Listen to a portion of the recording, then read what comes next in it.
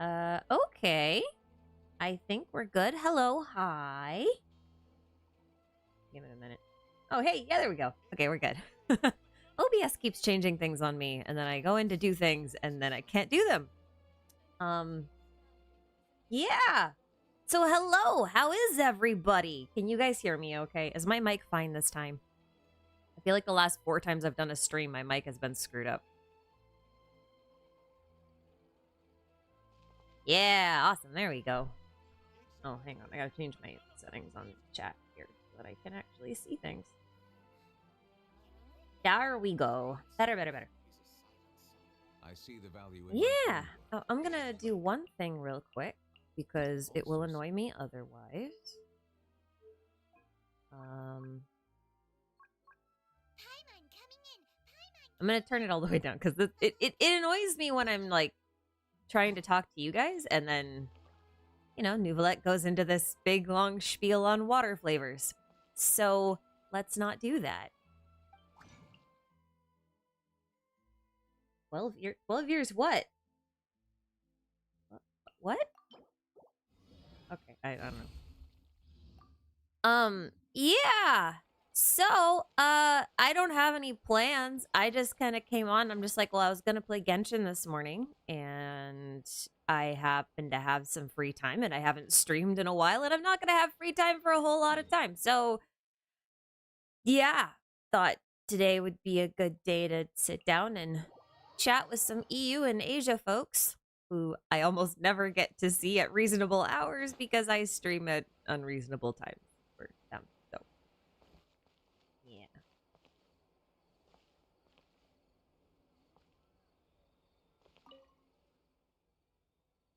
Yeah, see, first time I'm streaming while you're away. Exactly. I have Mondays off from my day job. I negotiated that, so that's why I'm doing this like in the middle of the day. Of course he's invulnerable to Hydro, and I'm using Hydro characters, right? That's just how it goes.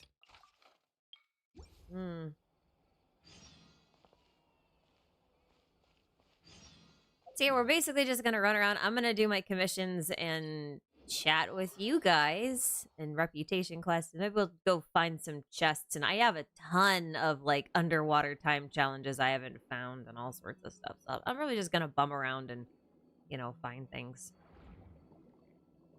And do it very badly, by the way. Because when I'm distracted, I do things badly. Also, I forget the controls. Switching between, like, 4 different games. That's how it happens. Wait, is it not this thing? It is. It just won't me. Okay, great. Give to me the root thingies. Oh, wait. Wrong button. See, I forget the controls. Trigger. Yes. It makes playing Nuvolette really weird. Because he's a catalyst, but he uses the trick. Well, I guess he doesn't need to, but it's really hard to aim with a joystick when you're trying to hold a charge attack. I don't know. It messes with my head. You over here now. Hedda asks, what is my opinion on Marianne and Sandrone being the same person or a robot built on Marianne's image? Oh. I am a fan of the idea, but I actually think that the big robot is the real one and not the girl. So, how do I put this? I don't necessarily think Marianne is Sandrone or Sandrone. I don't actually know which it is. I asked a bunch of different people, and they're like, "Oh, it's Sandrone." Oh no, it's Sandrone. I don't know. Marionette. I'll just say Marionette. I think that the big robot is the real one, and I will. You know what? I can probably show you why if I can remember where the heck this entrance is. Oh no. Where is the entrance? Is it this one? It might be this one. We're not actually that far from it, but this is probably faster.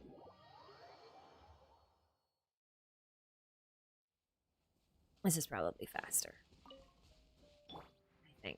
I think it's this way. Should be this way, right? Yeah. So I think the big robot actually might be Elaine Guillotine.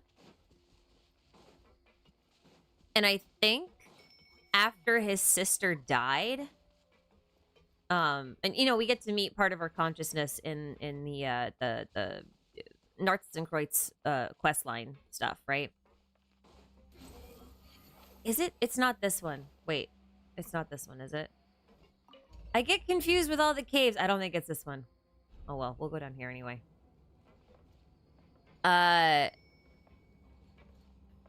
So after she died, I think he was so overtaken with grief that he was like trying to build a robot AI that was basically her. But then he reached the end of his life because we know he got really old. And this isn't, I'm pretty sure this is not the cave I'm supposed to go into. No, I'm like 90% sure. This is a different one. I think. This is a different one. Oh wait, no, it is this one. Never mind. This is the right one. I didn't lie. Oh, I want to go this way. I know I'm not talking much. I'm trying to find the thing. It's over here. Okay, so the reason why... This. Yeah. Okay. So the notes in this place, in this workshop, talk about this really old guy who's like this absolute genius who's creating all these crazy clockwork mechanisms. And then I think it's still in this place. Yeah, it's just this other book. No, it's not. It's not this one. I forget where the other one is. There's another note where it's talking about putting someone's consciousness inside of a clockwork mecha. And I can never remember where it is. But I'm really thinking that he was so overtaken with grief at his sister's death and all of his friends that he tried to rebuild her, and that's what the marionette is. And if you look at the Fatui constellation wheel, like, it shows that the marionette is the one being puppeted. So I'm wondering if that whole arc isn't going to be Elaine Guillotine as, like, the big guy, right? And the puppet as gaining its own sentience, which is kind of similar to what happened with Wanderer here. But I think it'll be different because with Wanderer, he already had a consciousness, right? And he was just trying to figure out, like, his own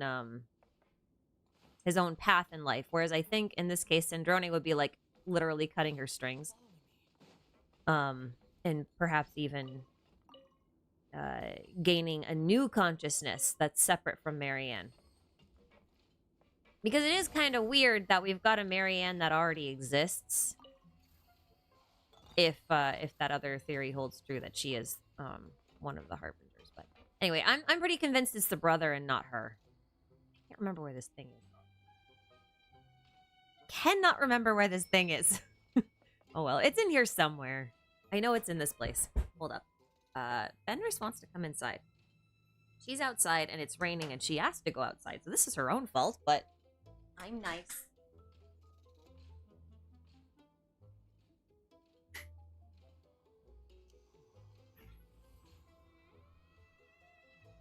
What is the point of me giving her a bone so that she can play with it while I'm doing other things if she just takes it outside and buries it and then gets really upset when Levi has his bone inside and she's like, well, where's my bone? Well, you went outside and buried it.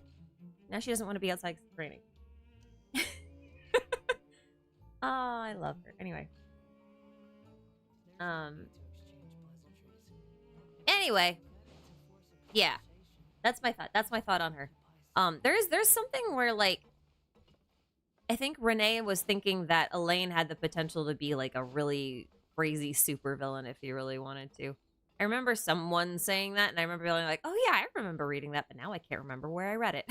So take that statement with a grain of salt. If only because I can't remember exactly where it was. Are we talking about my cat? No, my dog. Well, one of my dogs.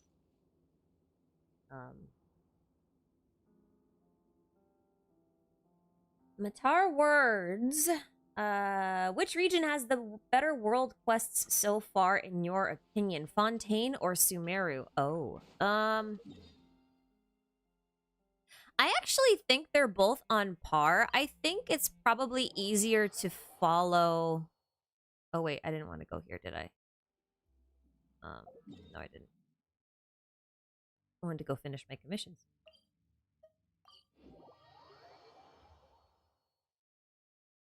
I think they're both on par. I think the world quest writing took a step up in Sumeru and then kind of refined itself in Fontaine.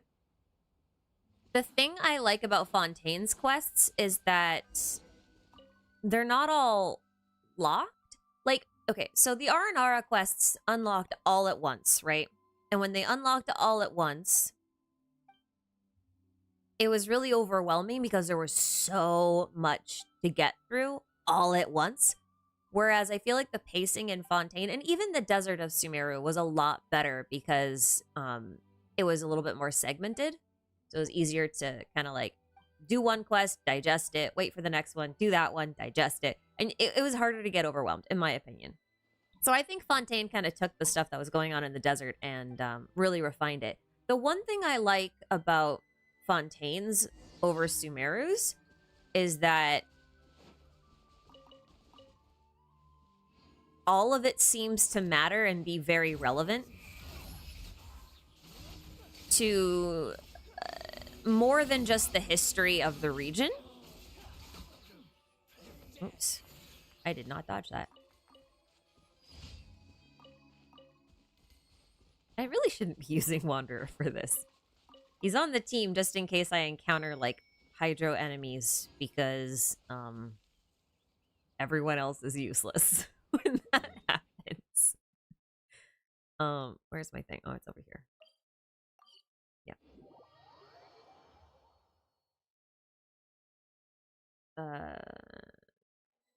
But yeah, also, Fontaine's world quests deal with history that's far more recent, which I think also makes it a little bit more interesting because it ends up feeling a little bit more relevant. But I'm also really biased because I really love Deshret lore. Just because of all the crazy stuff that's associated with it. And I think that's really cool. Where am I looking? I have no idea where I'm looking. I wasn't paying attention. Oh, it's up. Up, up, up. Up, up, up, up, up, up, up. See, oh, not that high.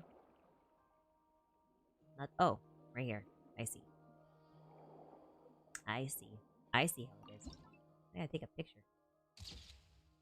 Cool. Now we go back.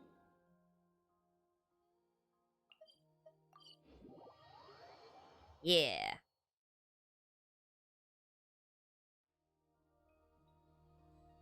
Since they're both puppets, do I think Sandrone and Wanderer got along? No.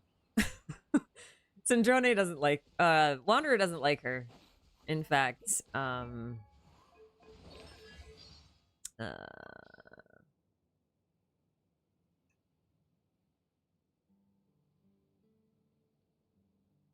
is she? Oh, here it is. Terrible personality and cares for nothing outside her own research. This is why I don't think it's Marianne. Because Marianne in the lore is actually not very good at math or science or mechanics or basically anything in that sort of way. She joined the Mirage. I know how to say this. She joined the Hunters, okay? She joined the Phantoms. I know how to say it, but I'm gonna stumble, so I'm not gonna do it. But she was never really able to fully understand the stuff that her brother and friends were working on. So this is part of the reason why I don't think Marionette is Marianne and instead Elaine, because Elaine, with a terrible personality and cares for nothing outside of his own research, matches him really well. And even then, like, you look at all the stuff that he makes, when Skara says he produced a copious amount of garbage and can only secure a ranking that's still one whole place below his own, I'm actually wondering if that might be a factor of him putting his brain into a giant robot. Because, you know, he might not be when he did that, he might not have been all there because A, he would have been kind of old, and then B, maybe his skills weren't refined enough to figure out how to like completely put his brain into a robot. And then the other thing that's worth mentioning about this is we've always talked about the connection between Catherine and the marionette, right? And I can't remember. It was way, way long ago in a theory I said that I thought that Marionette might be in charge of the Adventurers Guild and therefore like reconnaissance and information gathering and stuff. And this was kind of based on the fact that they're both puppets and, you know, Catherine has a keyhole in the back of her neck and we know that she's a Snezhnayan puppet and all that kind of stuff. And the Adventurers Guild is headquartered in Snezhnaya, making it kind of potentially something Fatui adjacent related and whatever. And I thought it was very interesting that Catherine and Marianne in this case, well, not Marianne, but Marionette in this case, who we are theorizing as Marianne, have the same haircut. Because it kind of implies that Elaine created a lot of copies of his little sister, and then the one that he keeps close to him that he kind of puppets around is like the most perfect one. And I think that's really creepy, and I really like it. So I like the idea of Skara or Wanderer here being the puppet and Sandrone being the puppeteer, because I feel like that's, you know, I feel like that's, it feels weird to have two puppets, I guess is what I'm saying. I do think that the playable model will be the girl, but I digress. Yeah. Anyway. So it's kind of interesting because I did make this exact same theory, but it was about Guizhong, and I think it's very interesting that Guizhong and Marionette still look very similar, and I'm wondering if that'll play out still. But I made the same theory, but with Guizhong and then one of the ruin guards that she was studying. So like it was in reverse.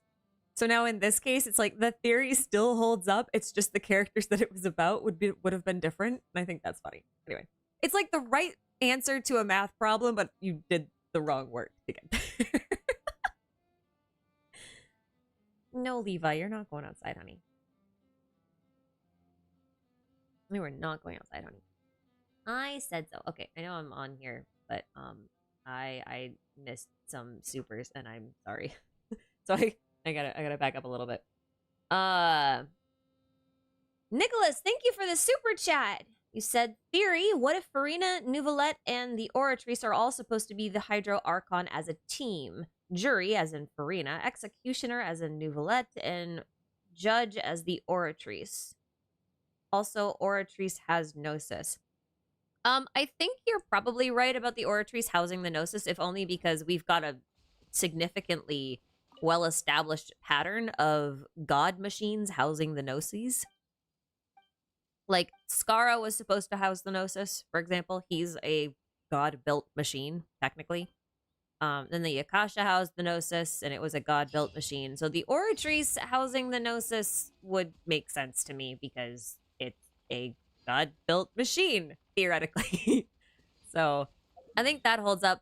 I mean, I don't necessarily think it's judge, jury, and executioner, because if anything, Farina's actually played the role of not the jury, but the prosecution.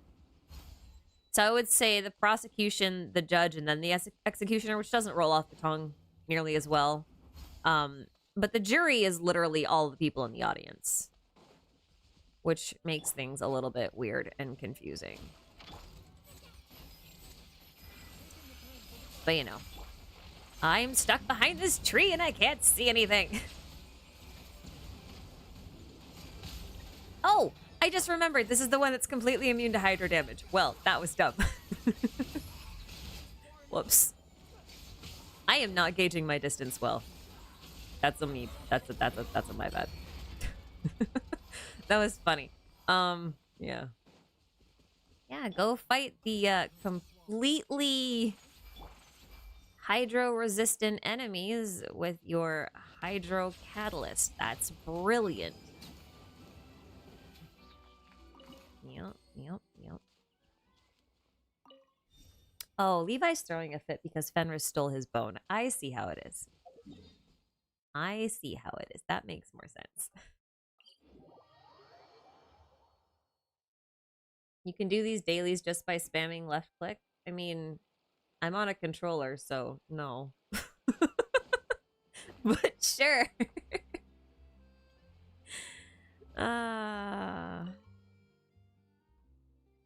Anyway. Oh, I'm behind. I'm sorry. Yeah.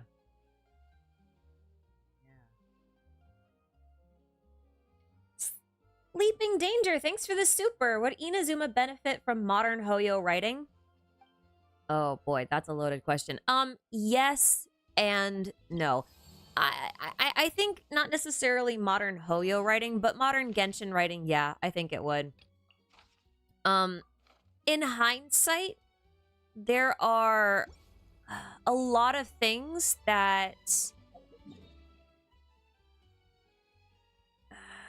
the Genshin's modern approach would fix, and Inazuma. But on the other hand, like looking back at Inazuma, a lot of it made sense. I think we were just missing so much context that it felt worse than it was. But at the same time, it did have a lot of issues where it felt like they tried to do one thing at the start and then change their mind midway. So I think there's stuff like that that could definitely benefit. I would have liked to see Inazuma's quests become a little bit more focused and a bit more cohesive, because they did feel a bit more disjointed. I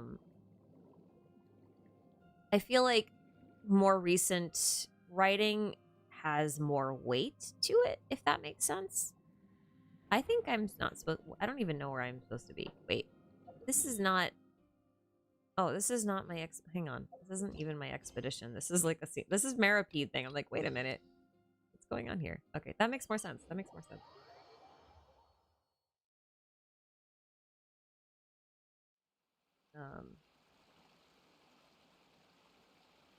Oh, goodness. Thank you all for all of the memberships. Thanks for supporting the channel. There's so many of you. I'm not going to be able to keep track of all of these.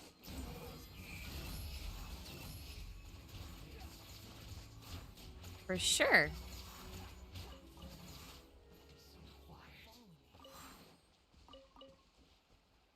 Oh, what? Now you have to go outside too? Will both of you go outside and both of you stay outside? Is that going to happen? I have a funny thing to tell you about my dogs here in a second. It's lore relevant. That's the fun part. But they need to go outside or they're going to whine at me and be really annoying.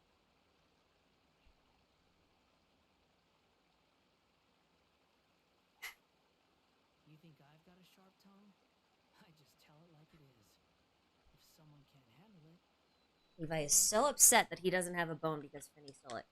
So what was really, really funny to me about 4.1 having Nouvelette and Risley, I don't care if that's not how you say his name, he's Mr. Rizzles to me. The funniest thing about that is that, you know, Risley is both based on Cerberus, you know, dog guarding the gates of hell. And Nouvelette is based on the Leviathan from the Bible. And I think that's hilarious because my dog, Levi, is literally called Leviathan. That is his full name. I just call him Levi.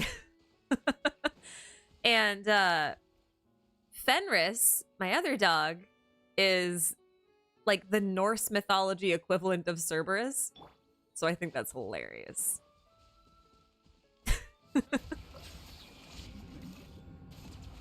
I didn't... Okay, these guys are immune. That's great. I love that they're not immune. I love that they're not immune. Can you stop, like, doing that to me in a tree? That's annoying. I like having an excuse to use Baiju, too. That's awesome. He's fun. A burning team with Dia, Baiju, and Nouvelette is really fun. I know I should probably use someone with higher damage than Dia, but I like having an excuse to use her. And it works pretty well. But this is actually my current friendship team. Yeah. Up. So yeah, I think the short answer to the Inazuma writing thing is like yes. Yes. Mostly because I think it would be more focused. I think they've gotten a lot better in their presentation and kind of understanding how to split out things into world quests versus Archon quests. Like Genshin's story itself is very basic, very simple, very straightforward. It's all of the extra stuff in the world that makes it a little bit more special, for lack of a better term. Not to say like it's an incredible story or anything, but like it's very rich in a way that makes the world itself its own character.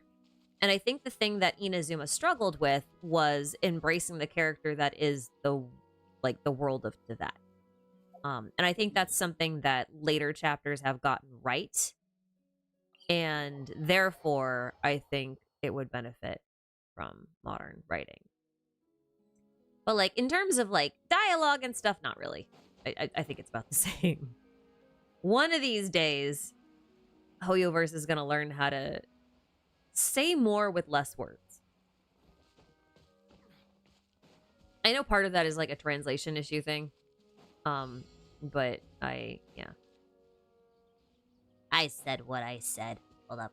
I'm gonna punch this thing in the face.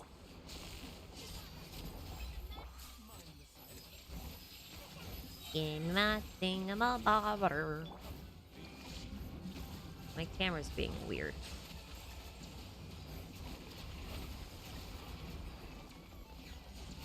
Num num num num. Pew pew pew.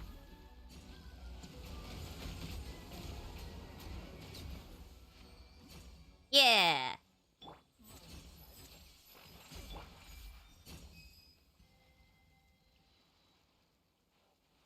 Power of friendship and water cannons. Did I finish the unfinished comedy quest? Yep. Wait, is there?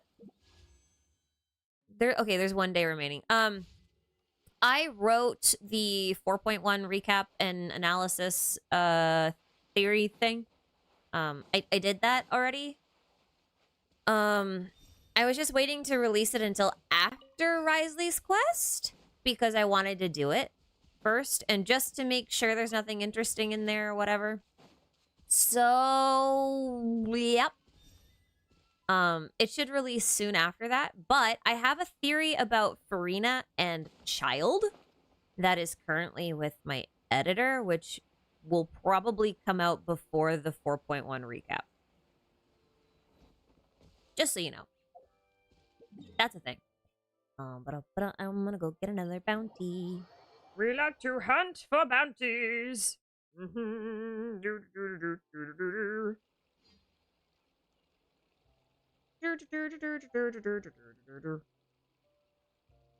Where'd I go? I lost my window. Oh no! Okay, there it is. Hi, I'm back.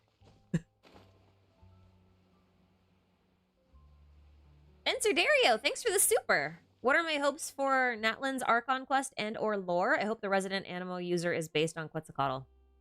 Or is it Quetzalcoatl? I think it's Quetzalcoatl. I always get it wrong. I'm gonna need some help with pronunciation when I get there. Just because like I don't think I've ever heard a lot of the names for Mesoamerican, Central American, and South American mythology. Like I don't think I've actually listened to a talk on it or like a presentation or anything. Everything I know is red. So I'm gonna need some help with people with those. Not yet though. We're still dealing with the French here. When we're done with the French, I will ask for assistance with that. So for Natlan. Alright, so I said that for Fontaine before it released, I thought Fontaine would deal with more Celestia based stuff. And then Natlan would likely deal with more dragon based stuff. It kind of seems like they're gonna do both at the same time. But it also feels like right now, Fontaine appears to be both Dragon and Celestia, and I kind of get why now, because they're setting them up to be like opposing forces, basically. Wow. Her shield is kind of ridiculous. Sorry, I'm distracted.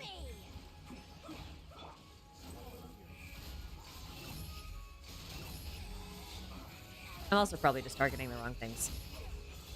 Shields, no. Oh, that put me in the right place. That's fine. Oh. My bad. Okay, that's dead. Before I lose my train of thought. Okay. So, it seems like Fontaine's kind of setting up the premise for the dragons because, like, if you haven't done a lot of the optional stuff, I feel like most people won't really understand why the dragons are a big deal other than the fact that, like, we fought them. Like, we fought 3 of them so far. And that's only if you do the second story quests of 2 Archons. And I don't even know if people pay attention to those, you know. So I think Fontaine's kind of setting up like, hey, you know, the dragons that we've been teasing this whole time are actually kind of a big deal. They're sort of important and you should pay attention to them. So here's all the relevant information that you need to know. We've been teased about Celestia for forever. Like, people have always looked up in the sky and been like, hey, look, it's a floating island up there. Right? Right over there. So, like, that one doesn't really need a whole lot of introduction. So for Natlin, I guess I'm hoping to see more in the ways of,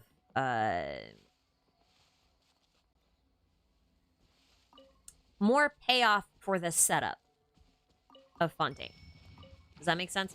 Like, again, Fontaine, I feel like, is actually a setup or a prelude, an overture, so to speak. And I think that Natlin will kind of bring the confrontation forward in a way that's plot defining. I don't know if that makes sense outside of my head. It makes sense to me. That's not the part that matters. Whoa. I fell a long distance. That's my expectation for Natlin. But if you're asking beyond plot stuff, I'm hoping for a real proper jungle this time. Like a deep,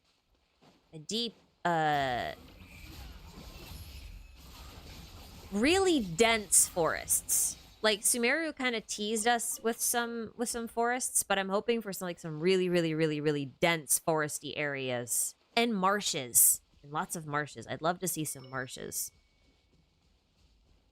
Other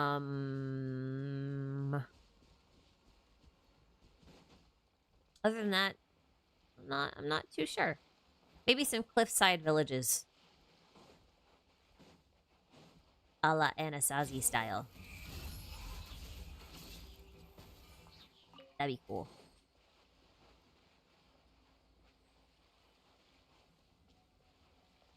That'd be really cool. Anyway. Jungles from the Predator movie? I don't know. I've never actually seen it. I've never seen it. I don't know. There's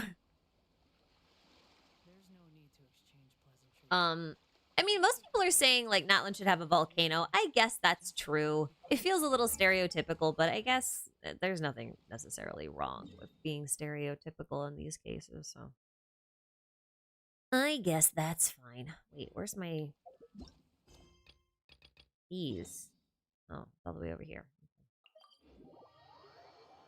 There's gonna be a dragon in the Fatui, right? A good question.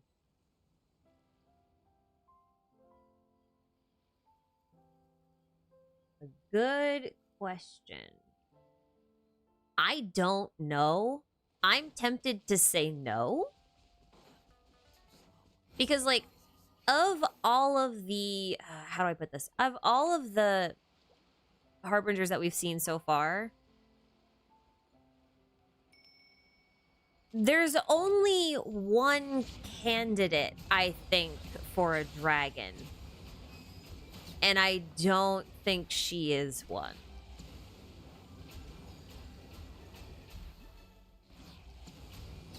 I'm really really bad at aiming.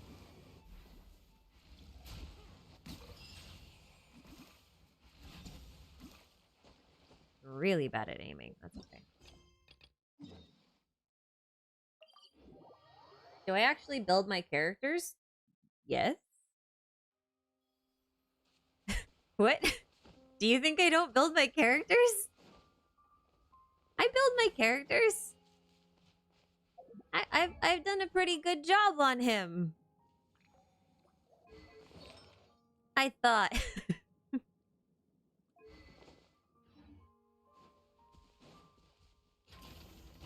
Hop. It's just that this is my friendship farming team. So, it's not like this team has a lot of synergy. And I'm not really taking advantage of Nouvelette's passives or anything with this team.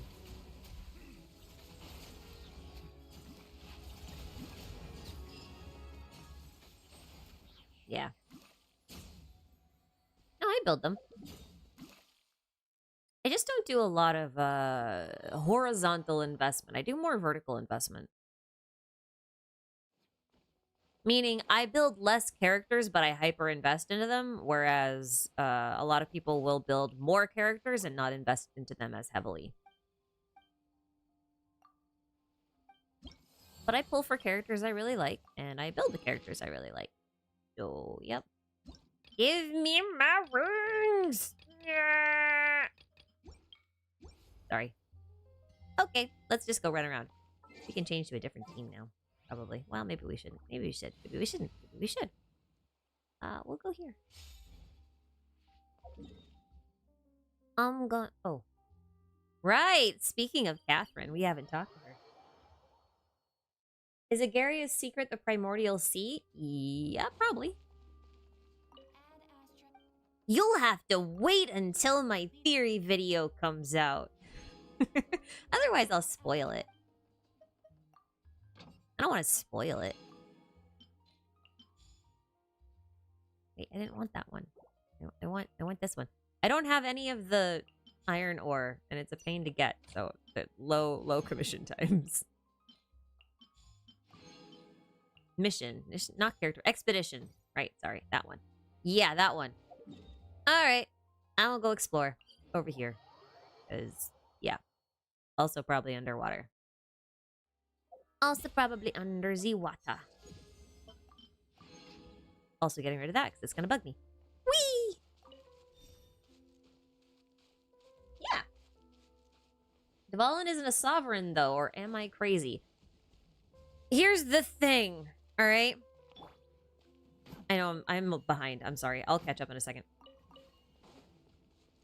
Here's the thing.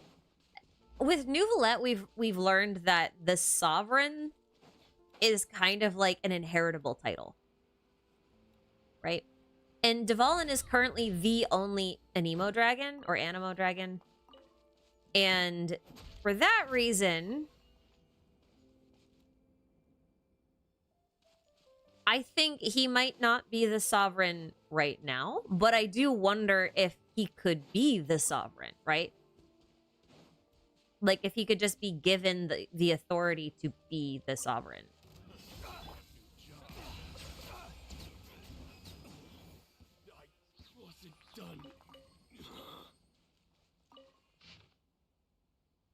Oops. I wanted the wolf hookberry, but yeah. So yeah, no, he's not the Anemo sovereign, but I think he could be. Like, he could be made into it. The Enkanomiya and Enkanomiya event being optional and not voiced is a crime, and I will not hear otherwise. Yeah, I agree with that. I really think they should... The one thing that Star Rail has that I really wish Genshin had is the option to download and replay the story version of the events. That part I feel like is really important. And I think we benefit a lot from it. Sleeping Danger, thanks for the super chat. Where do you scale ether power-wise currently? Oh, I don't know. I don't really do power scale creeping thing. I don't care much for it. I think it's really subjective. If I was forced to, oh right, he's I got my buttons screwed up, and I'm too high. Yep, too high, too high. I love these stupid things. Target. Thank you. Stop.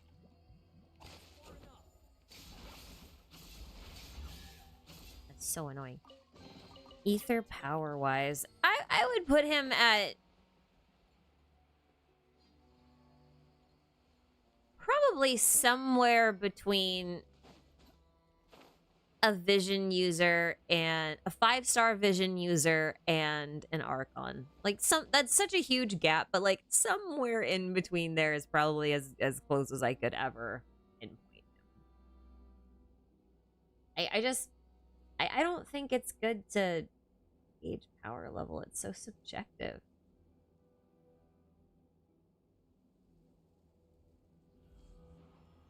So subjective.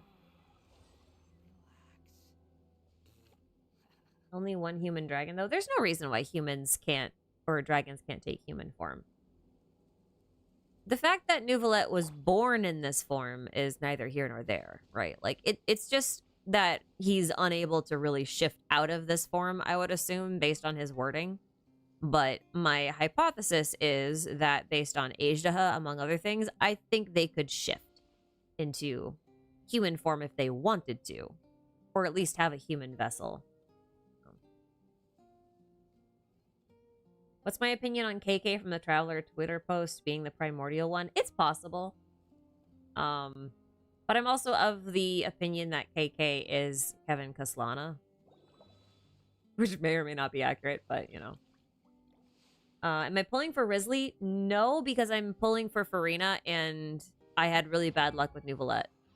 I had to epitomize his weapon, and I really wanted his weapon, so I have to skip Risley this time. I don't really have a huge need for Risley on my account because I have Kaya. Which I realize that a lot of people are going to be like, what do you mean? Kaya's not the same thing as Risley. Crazy. Yeah, well, I know, but that's not really the point. What am I doing? Is there like a better way to do this? Probably. We got time. Wah. So I won't pull for Risley this time. I might get him on a rerun, though. Because I think after Farina... Let's see. After Farina, I think I'm going to save for Arlecchino. So if Risley has a rerun between now and then that would be a good thing. I would probably pick him up. Mostly because I actually do really like Wanderer's playstyle, even though I don't play him all that well on stream. But I 36 starred the Abyss with him without a shielder, so like I'm decent at it. So I figure Risley is basically a combination between Wanderer and Hazo on the ground. And in cryo flavor. Which is cool. I'm down with that. It's just not something I'm like in need of. But he's cool. I like him. I think people forget I'm not a whale, though. I am not a whale, and therefore, like, I don't get every character. Ow.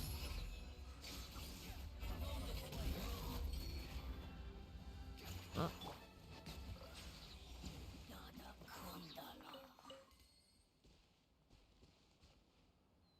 Yeah. Anyway.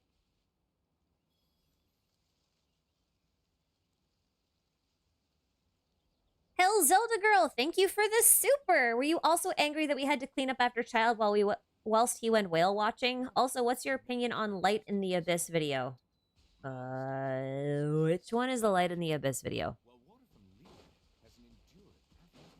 If you ask me questions about things and use their official title, I will probably not remember them. I'm really, really bad with names. Is he still talking? He's still talking. I was not upset that we had to clean up after Child. I think it was kind of I was this sounds weird because everyone's like, "Oh, you don't like Child. So why do you want to see him?" I'm just like, "Listen. He has good lore. It's fine." I actually thought the quest didn't have enough of him in it. Oh my god. I'm just trying to climb. Let me live. I actually thought the quest didn't have enough of Child in it. I feel like we should have had more flashbacks or even more things that we, like, there just wasn't enough of him for me to feel like he was really connected to it. So I didn't really feel like we were cleaning up after him. That's just my opinion. Have I tried charge attacking up the mountain with Nuvi? Not really, because I can just do this and that, and it's on a lower cooldown and I don't lose HP.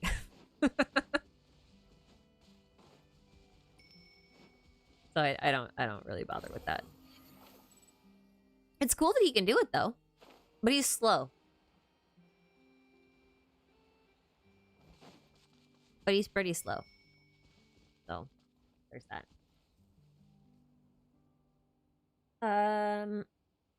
Light in the Abyss is a sick fan of... Oh, was that the one with Ether and Lumine and like the mirror and Dainsliff and stuff? Was it that one? Because that one was really cool. I thought that was a pretty sick animation. I really enjoyed that. Ho-Yo Fair this year was really good. Oops. I meant to swap to Nuvi, but I swapped to him instead. Out of habit, my bad. These are mine now.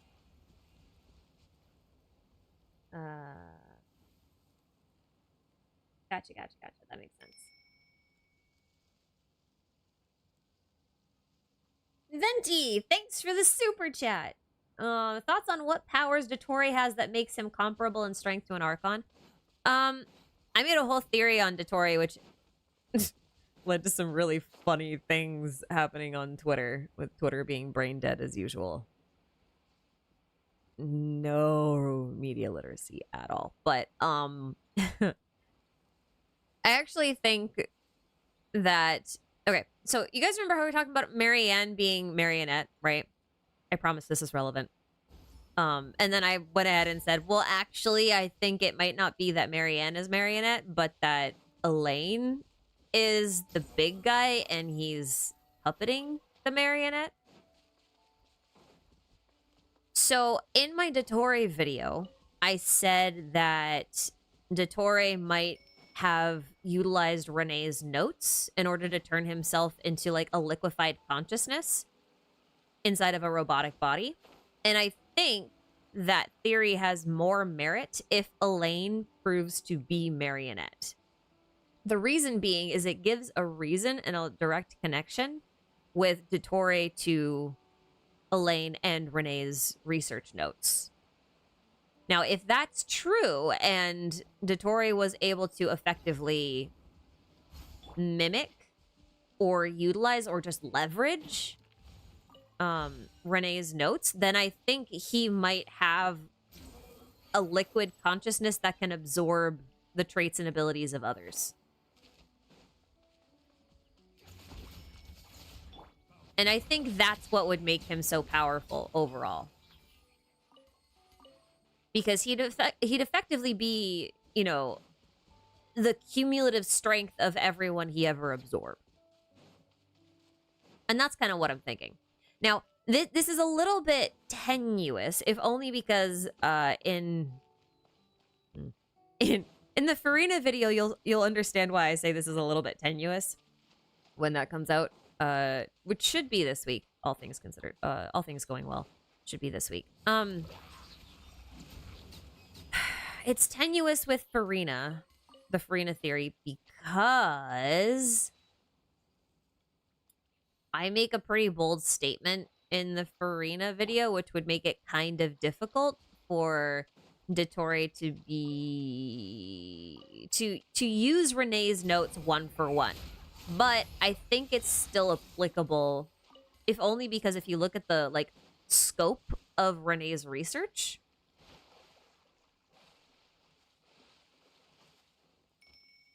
there's no reason to suggest that he can't use Renee's notes as a basis or like a foundation for his own stuff, right? And I think that would make him a little bit more unique and all that kind of stuff.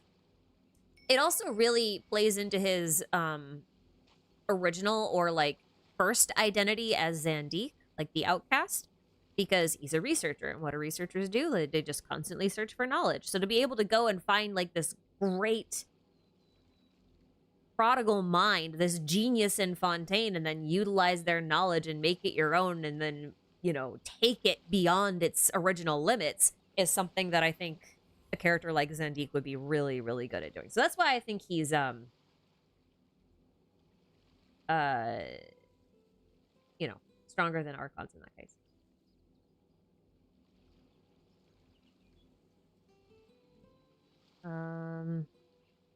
You saw a theory about Zhongli being a descender and was wondering what I thought about it. I'm not big on the Zhongli as a descender. Like, Zhongli's got a lot of suspicious things going for him. I don't know that that's one of them. I can see a case for both. I'm not a huge fan of the idea. Oh, there's 34 of these. Okay. Well, that's a lot. I don't like platforming. Ooh! Look! Look! There's a pineapple! Give me the pineapple. Mine. I don't think there's a lot. I think the initial Chinese text is a little less descender and a little bit more demoted. Which I guess you could say, oh, he was the Geo Dragon King and he was demoted to Dragon Prince or something. Like, I could see an argument for that, but I don't know about Descender. Like, it's kind of weird. I feel like Descender is a much more coveted title. And I think it would make Zhongli a lot more integral to the overall plot than I think he currently is. And I don't know that there's a whole lot of support for that. But I could be convinced. I'm just skeptical of it right now. Because if he's a descender, then, like, Guizhong is also a descender. And I feel like that's a little bit weird. Because then we have 3 out of 4 descenders. 3 out of 4 known descenders. I think that's a bit... Like, I don't even think Deshret's a descender. I think a lot of this is English not being able to differentiate all that well between a specific class of beings versus a just a term. Like, for example, if our standards are basically like anyone who's been said to have descended from something must be a descender, then we have to make sure that we are very carefully screening that, because if we don't, then we have to point out that Zhongli descended once a year for the rite of ascension. The thing that where he died. Remember that? They said over and over, oh, well, he descended. Well, like, yeah, but, like, he came from the sky, but he wasn't a descender because he descended. You know what I mean? Like, it gets kind of weird. So I try not to focus on it so much. It could be the case. I could be convinced. Do I have any thoughts about Skirk being related to the Narcissenkreuz or the Great Magician Parsifal? No, because the Great Magician Parsifal... Well, she's not actually Parsifal. It's just her stage name. I don't know about Skirk being... You know what? I take it back. I've never thought about Skirk and Parsifal in that way. The Magician Parsifal in that way. If only because the initial theory I made about her was that she was the blue-eyed Spirit Witch. Shoot, what was her name? She has a name now. Forgot. I forgot her name. I'm really bad with names. Anyway, she has a real name. Was it Josephine? No, not Josephine. Oh my god. I have to look it up. I don't remember.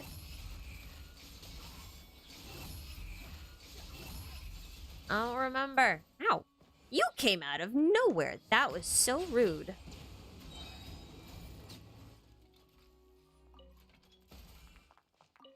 So rude.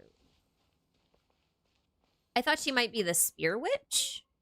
And then the Parsifal and her assistant, the magician, were kind of referencing that. So I guess in that way I could see them connected, but I don't think like the magician and her assistant are connected to Skirt. But I could be wrong. I've never thought about it that deeply. So who knows?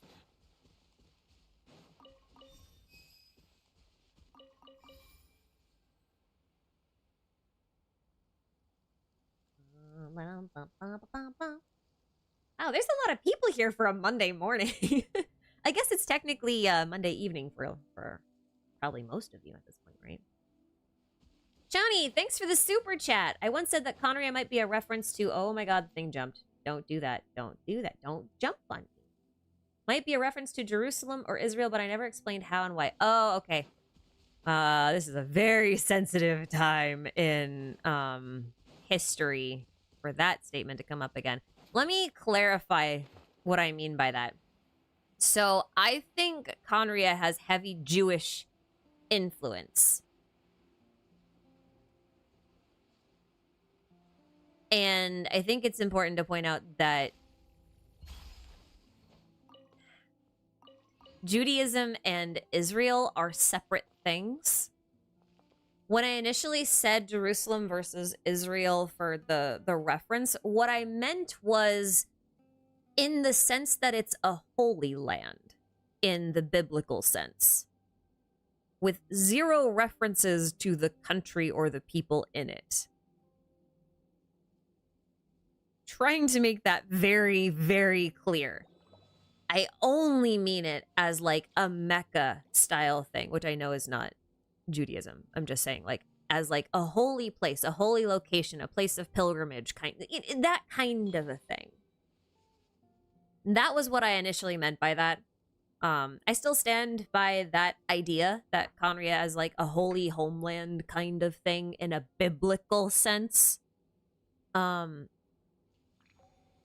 I suppose you could also just call that the land of Cain, which would Cainria kind of thing, right? But no, Jewish Conria feels quite likely at this point. Not Israeli Conria, Jewish Conria. That distinction needs to be made. For sure. I'm gonna shoot these barrels.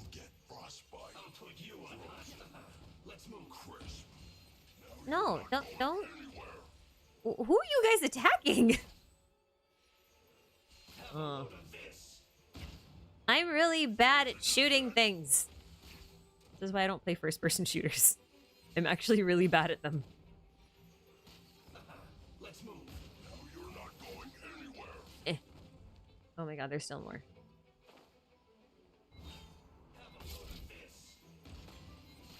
I can't see. Ah, no! No! It's so rude. I missed. Alright. Let's kill these guys first.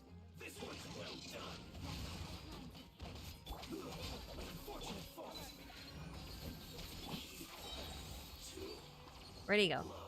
You, sir. Seriously?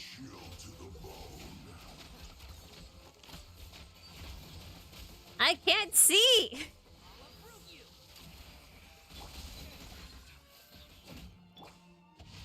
Rude, so rude.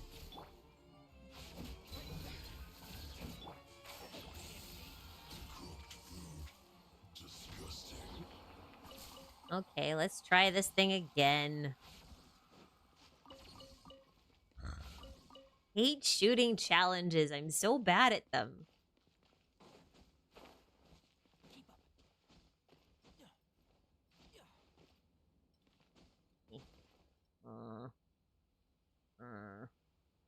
And then climbing this again.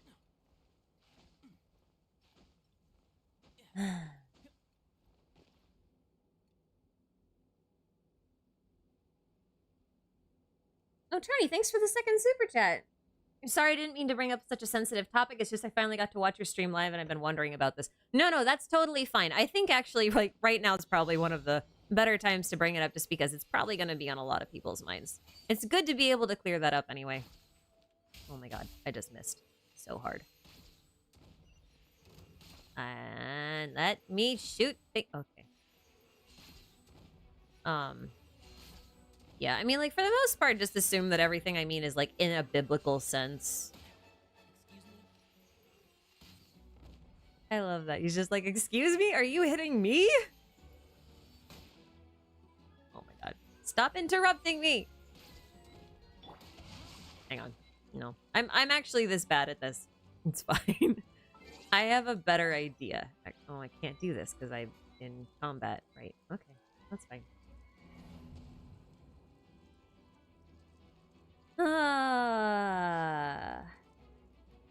Anyway, I appreciate that. If you have more questions on it, let me know. Because, like, you're right, it is a very, very sensitive topic, and it's very important to be very clear on what we mean when we talk about these things right now. And in general, to be fair. This has been going on for a long time.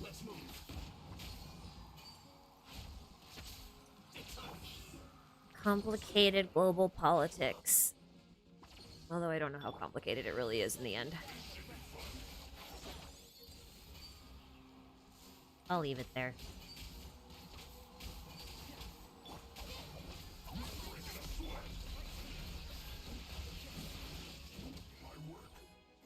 Why are there so many Fatui here for no reason? All of them are going to interrupt my terrible shooting.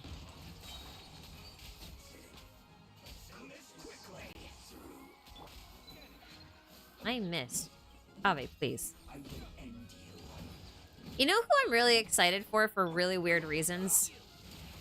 I'm really excited for Navia because I'm hoping she has a really good claymore that I can pull for. One of my issues with Kaveh is the sheer lack of good options for claymores for him. Everyone's gonna be like, oh, just build him full EM. I don't want to.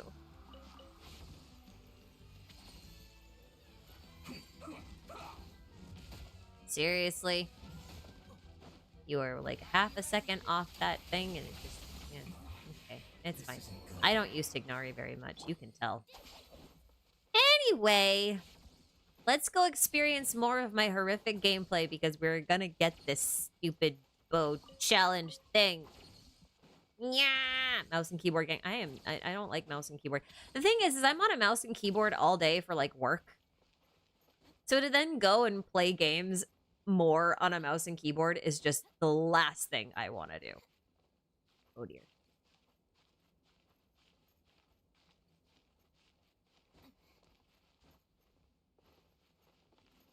You knows what I means? Although if she's Geo, if Navy is Geo, then, or Navia is Geo, then maybe it won't be great. Maybe it will be defense and EM scaling. And then I'll be really sad. I'm hoping it'll be crit based, but who knows? I guess that's hard to say. I have a better idea for how to approach this. I'm gonna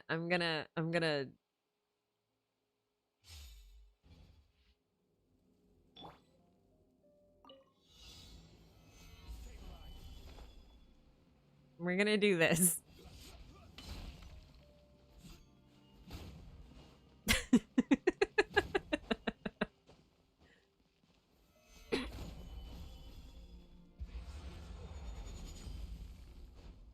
I don't want to shoot things. So take my poorly built Zhongli.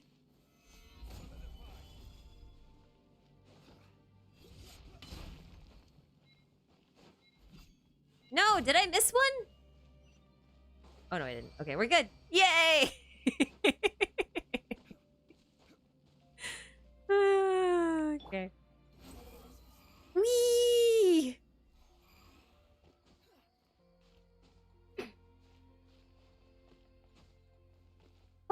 Well, I'm sorry. I've seen you give me super chats and chalk in the chat so many times. I still can't say your name. KMT is what I'm going to call you now. I hope you like your nickname. Thanks for the super chat. Thoughts on child Jesus theory? I hate it. And I don't like it. And I don't agree with it. I kind of get why the theory is there.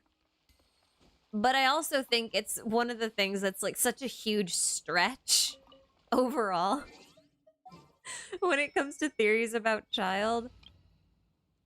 It's a weird theory. It's a weird thing. I'm not a fan. I'm not a fan. I don't like it much. I have also seen alongside the child Jesus theory that there's a Farina Jesus theory. I think the Farina Jesus theory is easier to believe right now. But I also know that a lot of people have been likening her to the Lady of Babylon. You know, the woman who basically betrayed her people for a dragon, which happened to be the Leviathan. So, like, I get that one, too. Those both make sense to me. I don't think I can be convinced of the child as Jesus theory. People are gonna have to give me something more than that. I'm not reaching that conclusion on my own. For sure.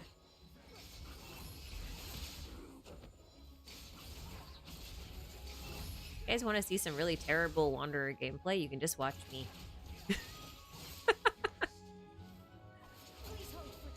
No. I don't want to hold.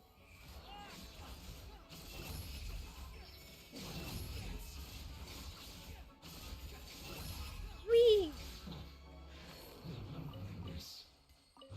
What doesn't help is I've been playing mostly on mobile as of recently.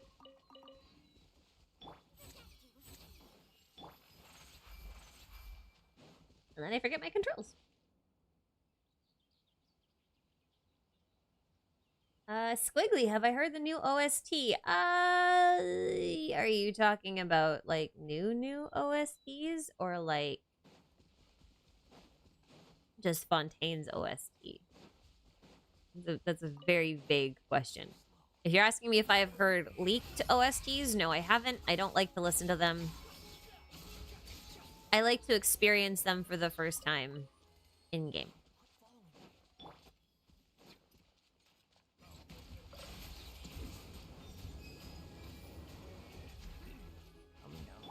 I should really, like, just so I don't waste my little pulsey thingies, I should really use Dia's skill to get the stack. That would be the ideal way to use Nuvolette, but I don't do that. Valda, what do I think is up with Farina? Well, you're just gonna have to wait till later this week when the video comes out. Videos with my editor. They are helping me out. Because I don't have a whole lot of time to do stuff this week. I have obligations!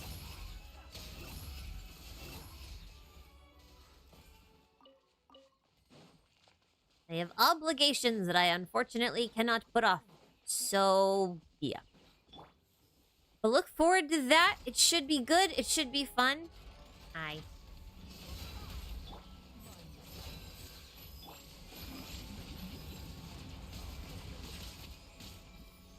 It's kind of cracked, though. I'm not gonna lie. Like, the whole theory is pretty cracked, but, like, I feel like the last maybe 4 theories from me have been pretty cracked. And I've been having the most fun with the cracked theories lately. I feel like the more wild stabs you take in the dark, the more satisfying it is if you get something right as a result. Speaking of, I've seen Roosevelt's name mentioned a few times in chat, and I can't remember if she put this in a video or not, but I was talking to her on Discord the other day, and we were having a chat about these rocks right here. So you know how Nouvelette is the successor of the last Hydro Sovereign? Well, like, ages ago, I made this one theory about how I thought the world itself, like all of the land and stuff, was actually made up of the remains of dragons. Maybe not all of it in this case anymore. But I got to thinking recently as a result of this and in conversations with her about those rocks there, and in the nations that have those really peculiar rocks, like the unique ores, those are usually nations in which we don't have a dragon sovereign. Like, Ajdaha may or may not be the Geos dragon sovereign, but like at least sovereign is in his title when you fight him. I don't know if it's like that way in Chinese. I actually haven't checked. Oh, this little bastard's hard. I don't want to fight him. I don't want to fight him. So I was wondering, like, if the reason that Liyue doesn't have a special ore, core lapis doesn't really count. Because it's not really used for forging to get weapon EXP kind of stuff. But that's kind of the sort of thing. Anyway, you don't use it for weapon forging. So the reason why I was looking at that is because when you do Nahida's second story quest, she pulls out the fire seed, and the fire seed looks a lot like these blue rocks that you find in Fontaine that can be crafted into weapon materials and weapons. And in light of that, it makes you wonder if, like, those crystals are left behind by dragons when they die. So, like, if you go to Inazuma, we get that crystal marrow, right? The purpley stuff. And then during the Inazuma Archon quest, we had the Fatui using the crystal marrow in order to make delusions. Right? And delusion, if I'm right about the whole vision thing being related to dragons rather than Celestia, then delusions might be like dragon authorities that are being granted without dragon consent. Made from the marrow or crystal parts of their dead bodies. So I was thinking about that a lot, and like I know that Orobashi isn't like a dragon king or anything as far as we know, but he does appear to be Electro, and he does appear to be a snake. Obviously, he is a snake. And snakes and dragon are related. That's like basically all of Enkanomiya's lore when it comes to gods and stuff down there. They're like, snakes and dragon are kin, so therefore Orobashi must be related to dragons in some way. So I was thinking about that, and I'm just like, well, what if Nouvelette is the next Hydro Sovereign? Then the previous Hydro Sovereign must have died, so maybe these crystals are like its bone marrow fragments, kind of like Orobashi and the crystal marrow. And then I was like, well, wait a minute, if we go to Dragonspine, we've got the crystal. This isn't just me, by the way. This is also Roosevelt. And actually, I think we had this conversation on my Discord, too. I've had this conversation a few times, I think, now. So then we gotta look at Dragonspine, and we're like, well, hey, we've got the Crimson Agates over there. Are those Durin's bone marrow? And then you go to Inazuma again, and we're like, well, we don't have an actual Electro Dragon Sovereign, but we do have all these purple weapon material ores over there. So are those the bone marrow of the Electro Dragon Sovereign? Like, is this a pattern that I'm seeing? It is a curious thing. Okay, so...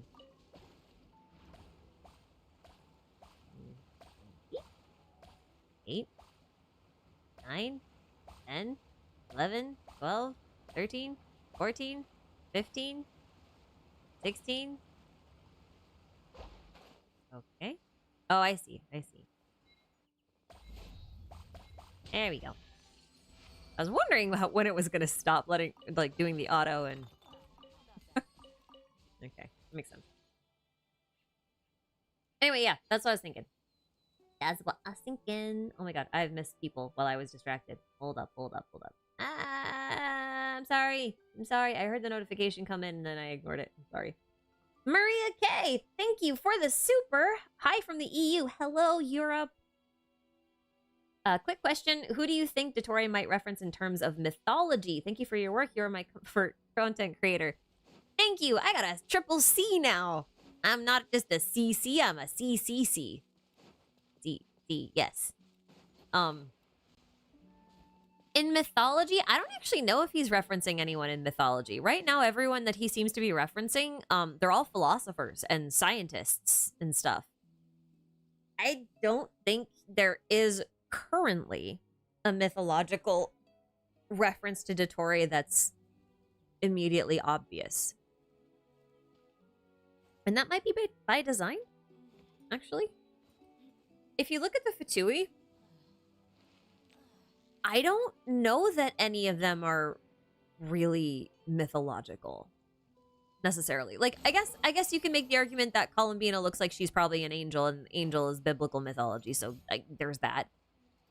But apart from that, I guess Skara being related to Fujin, that's mythology. But I don't know that's... I never really looked into it heavily. I gotta preface that.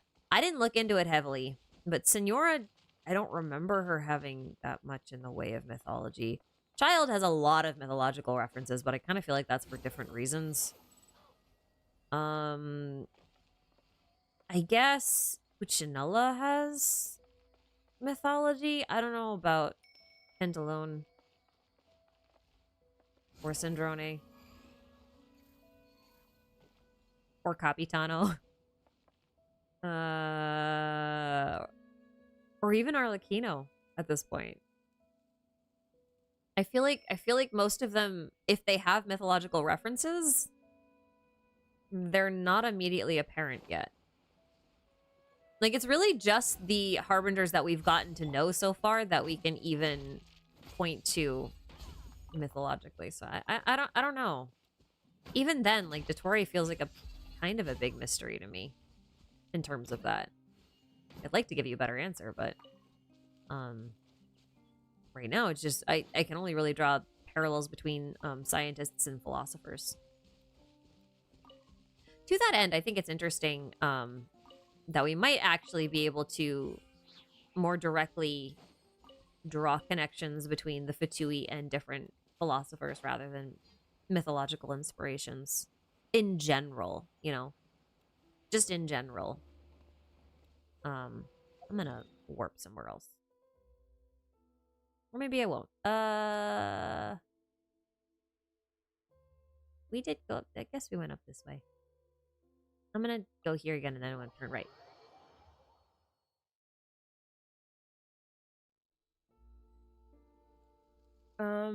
Ari Hugh, I understand you put a hold on Star Rail videos, but the new story quests are so good. The lore drop is insane with the IPC and the family. Hope one day you'll do a little deeper dive into all of it. No, the new story quests are horrendous. You know what? I'm sorry. I think I've gone on no less than 4 rants in the last few days. I won't subject you guys to that. I don't think you guys deserve to listen to that. No one deserves that, really. I feel like this is just my opinion. I feel like does it just give me a chest? Oh. Okay. Well, this is I guess this is mine now.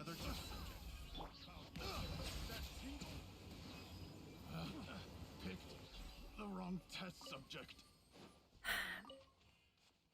I feel like in Star Rail, you are rewarded the less you dig into the lore.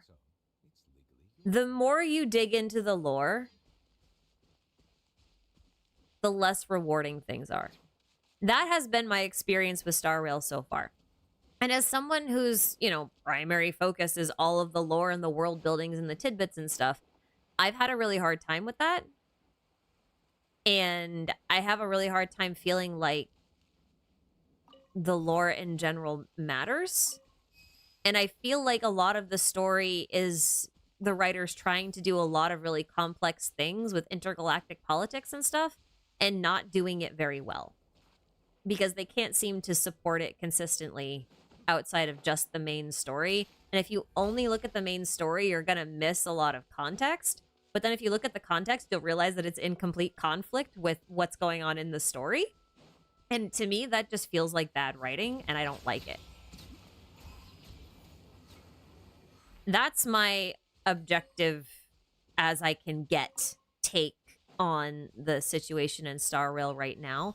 I don't care much for the IPC drama. I don't think it's very interesting. Because I Star Rail to me right now feels like Doctor Who. In the sense like it's a monster of the week. Every new planet, there's new enemies, new antagonists, new everything. And there's kind of sort of maybe one or two things that like carry from planet to planet, but they don't feel that important. And a lot of that I feel like is so that you can focus on just what's going on each planet. But I don't like that disconnectedness. I think some people will have a better time with it than I will. But overall, I'm just straight up not having a good time. So my break is more for me to like sit down and kind of assess how long I'm willing to wait to see if Star Rail will get there to a point where I feel like it's appealing to me personally.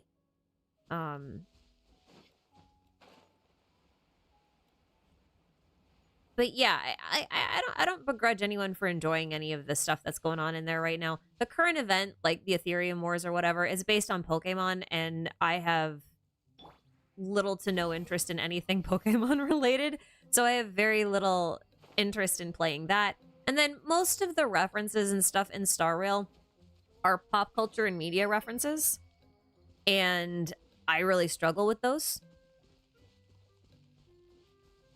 Like, I just miss them because I have very limited to no exposure to a lot of the content that it happens to be referencing. And part of that's because of the way I grew up. I grew up without a TV. And I moved around a lot. So, I just don't have that kind of exposure. So it's really hard for me to, like, feel like I'm bringing any value. I'll put it that way.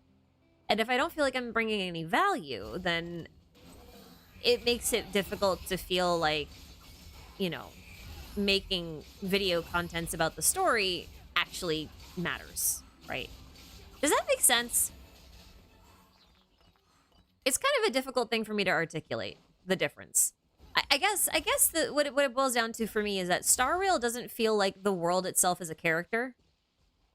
Whereas Genshin, the world actually feels like a character that you get to know over time. And because the whole world is a character that you get to know over time, it feels like everything you learn about it matters even when you go to different parts of the world. Does that make sense? So in Star Rail, because you go to entirely different disconnected worlds, and they kind of feel like they stay more or less disconnected, I feel disconnected from it. I don't feel like I'm getting to know the world because they're not connected that well. Everything feels very self-contained, which isn't a bad thing. Let me be very clear on that. It's not a bad thing. It's just not my thing. You know? So that's kind of where I am on it. I'm still deciding on, like, how long I want to wait before biting the bullet and just saying this isn't for me. Because for all I know, this just could be Star Rail's Inazuma arc, as far as I'm concerned, right? And maybe it does pick up. Maybe it does get better. Maybe Penacony is going to be great. But the way they've worded Penacony and, like, all the stuff that we've heard about it, or Pinacony, I don't know what it is. It sounds very Persona-esque. And Shin Megami Tensei as a series is, like, my jam. And so my standards are extremely high. And I'm sitting here like, if they botch that, I'm done, more or less, you know? Not because it'll be bad, just because it won't meet my personal expectations. And I think that's a big thing. Like, my expectations for storytelling in Genshin are actually quite low, and that might be why I'm a lot more satisfied with it on the whole. Whereas with Star Rail, I think my expectations are a lot higher, which may be part of my dissatisfaction with what's going on with it. But yeah, that's just my personal opinion on it. It's the reason I'm taking a break. I do have one video which I will put out on the latest information that we got from the Jingliu quest, just to put a little bit more closure on the situation with the High Cloud Quintet. It's very short. It's literally 9 minutes. But that'll probably be my last one for a good long while. We'll see. We'll see. I just don't want to work on things I'm not interested in, and it's just a waiting game to see if I'm actually going to pick up interest based on how they change up their writing and their plot lines and their execution, and whether or not that ends up appealing to me. Personally. I'm sure it'll appeal to a lot of people. I just don't know if it'll appeal to me. Anywho, that's that. Let's go underwater. I had a lot of stuff underwater that I had not... Oops. I hadn't completed. No, not you. Not that one either. We'll go... No, that's still Maripede. Guess we'll go here. Anyway. I don't mean to shit on the game. That's not my intention here. Just for the record. I am legitimately like trying to make an analysis for like what's engaging and what's disengaging about it. And obviously, you know, my opinion may or may not apply to you. And if it doesn't apply to you, then that's totally fine. Please don't take what I say as like something that should apply to you, because it shouldn't. It's just my thing. Anyways, I lost where I was in the chat because I went on a really long tangent, so I'm sorry.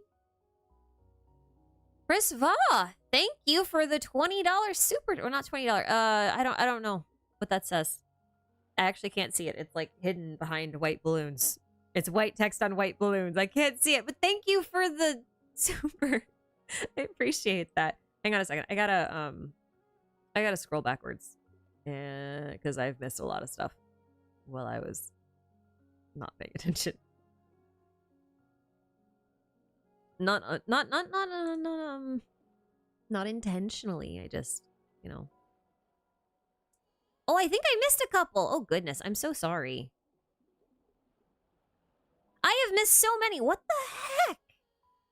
OBS, what the?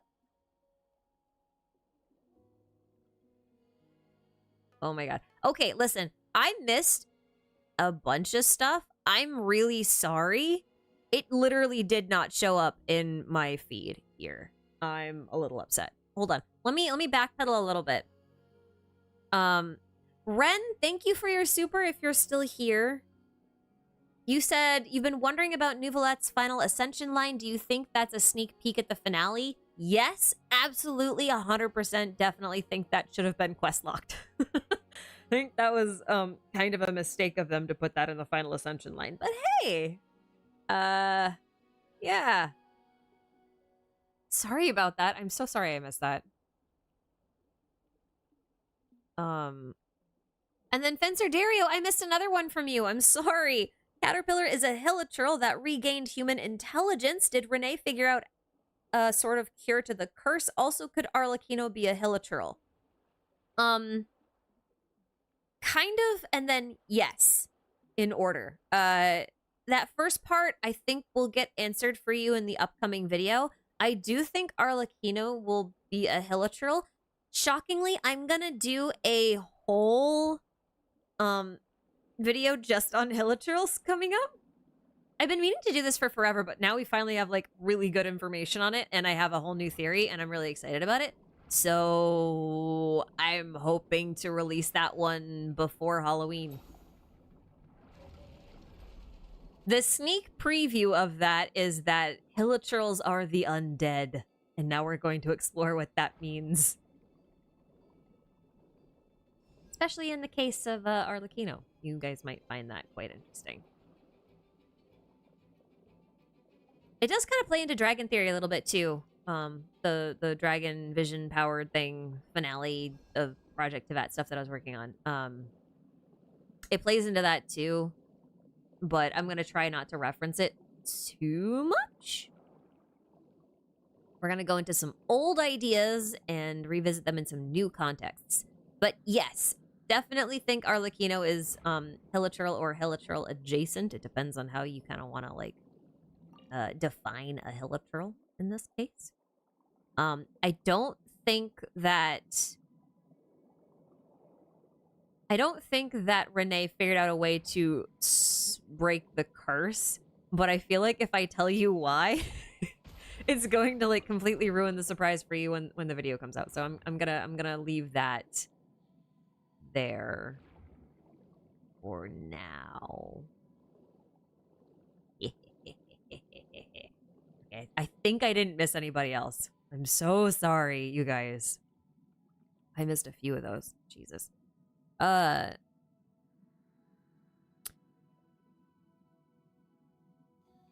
just realized that I think Sign asked me about Zhongli being a shade and not a descender. I'm sorry. I don't think he's a shade either for same reasons as the same reason as the descender. I think the shades I think the shades are different.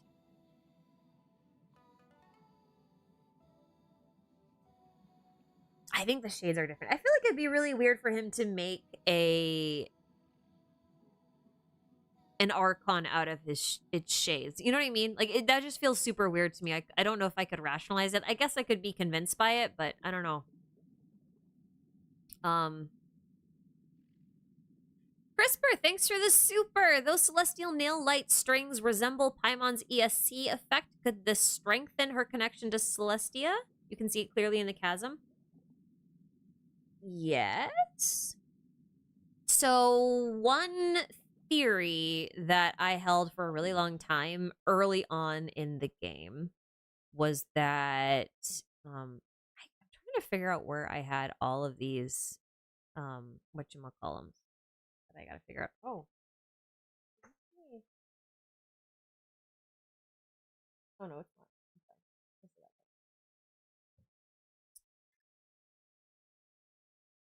Towards the very beginning of the game, I had this whole theory that Paimon was actually like the spirit or like the seed of Irminsul. Like the tree given form. And then Nahida happened, and I was like, well, maybe that's not quite right. But now there's a theory going around that there might be two trees, that Irminsul might be like a tree of light, and then there might be like an abyssal tree. And I was thinking about that, and I was like, you know,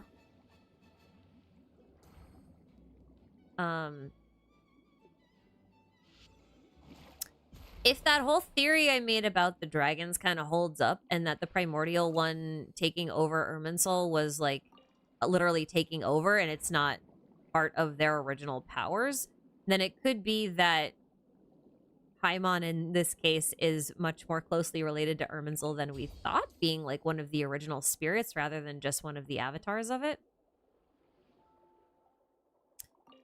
And maybe the original mind that was supposed to control it, if that makes sense. The original Overmind.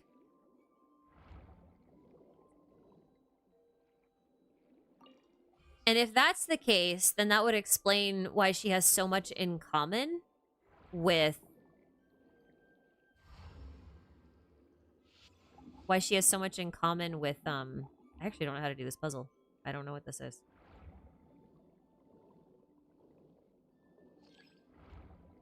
Hidden treasure with sonar. Oh. Alright then.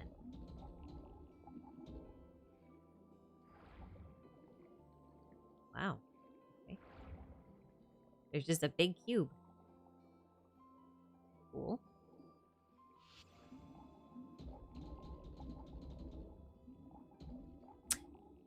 Anyway, I was just thinking that, like that, because I think the celestial nails are related to Irminsul. I don't necessarily think that they were the original power of the primordial one that currently exists, but that would make like Paimon like the original primordial one, kind of. I don't know. I don't actually know if that made sense. Oh. You can box him in?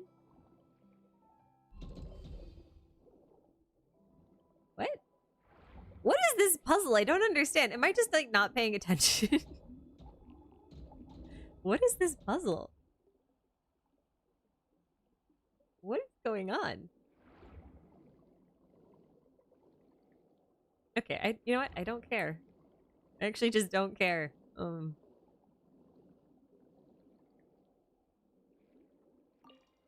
But yeah.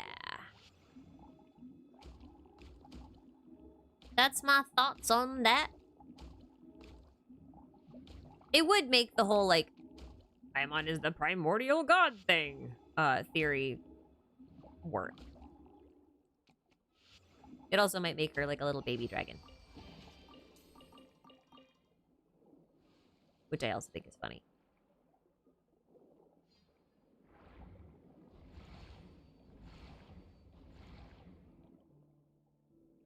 Alright. Okay, so I guess we just do these then, and then okay. I see. Maria, thanks for the super. Saw an interesting question in chat from Jace, I think. Which philosophers would you say each of the Fatui represent? Oh my god, don't ask me that right now. I don't think I could list them all off by memory because A, I'm horrific with names already, like just as it is. But I'll tell you what, I will make an attempt to craft a video where I try and find a good philosopher that will fit every single one. I think right now, Dottore and Skara are the easiest ones to pinpoint because I actually think Skara might just be straight up Peregrinus, which is his constellation. Because that guy was also a philosopher, and he shares a lot of life events with him. So I think that's plausible. Okay, what is this? What? I'm just gonna go around breaking things, I guess. Okay. Is this it? I don't understand this puzzle. What is going on? Why is that in a block? What is this puzzle?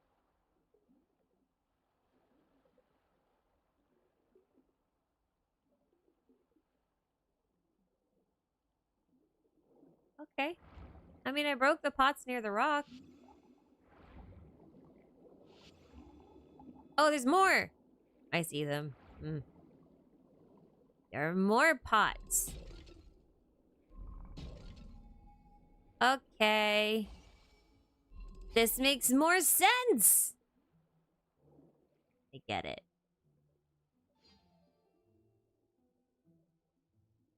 Yay! We did it with our tiny brain. Well, my tiny brain. Whee!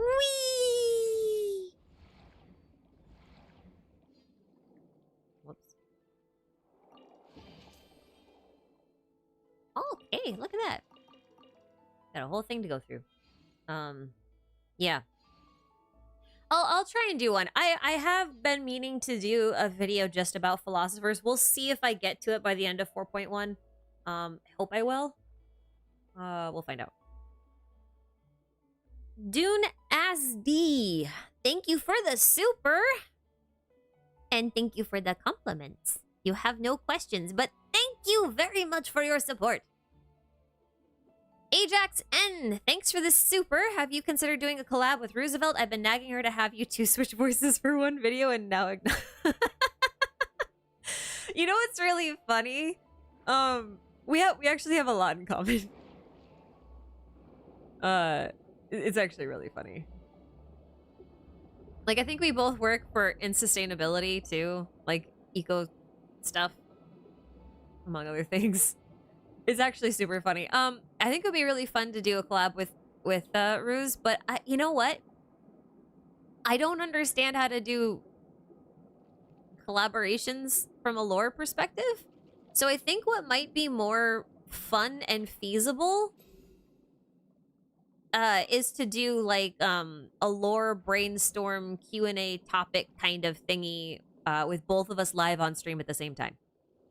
Which might be kind of confusing since we sound kind of similar sometimes. And people might be like, wait, who's talking? I don't know. It's like there are two of you, but I don't know which two of you there are two of. There are two.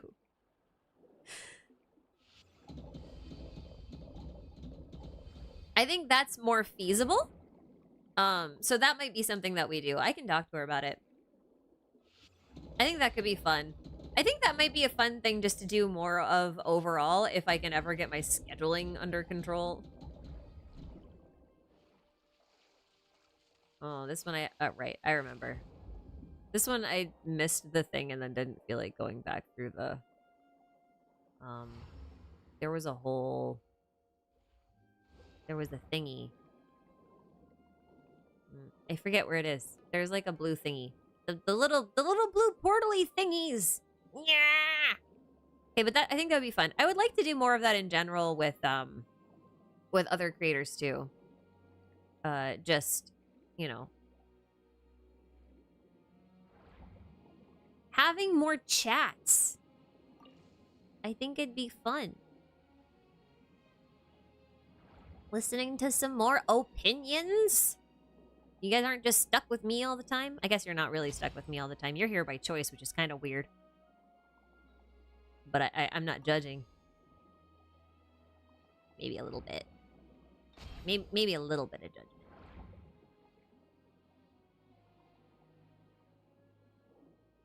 Maybe it's a little.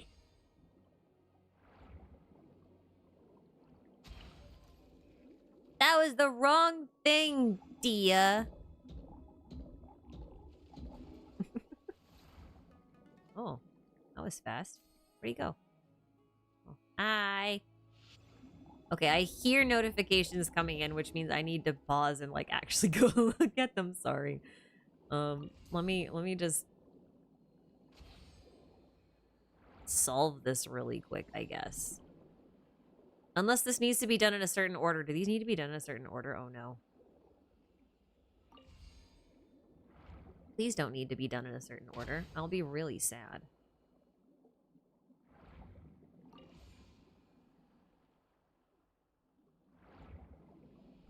Nope. No order.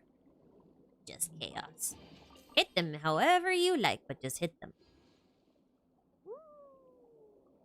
I want that. Okay, hold up. Hold up. Let me catch up. But yeah, I'll talk to Ruse. I'll talk to a few other people, see if they're interested in joining me. A lot of the times the issue is like just scheduling, more than anything. Koryuri, thank you for the super. Says, I haven't touched HSR since the beginning of 1.3 because the world just hasn't felt connected to me at all. Also, with Risley now, I need Tara Platt to voice the Genshin unit so I can have all three houses house leader team comp. Yeah.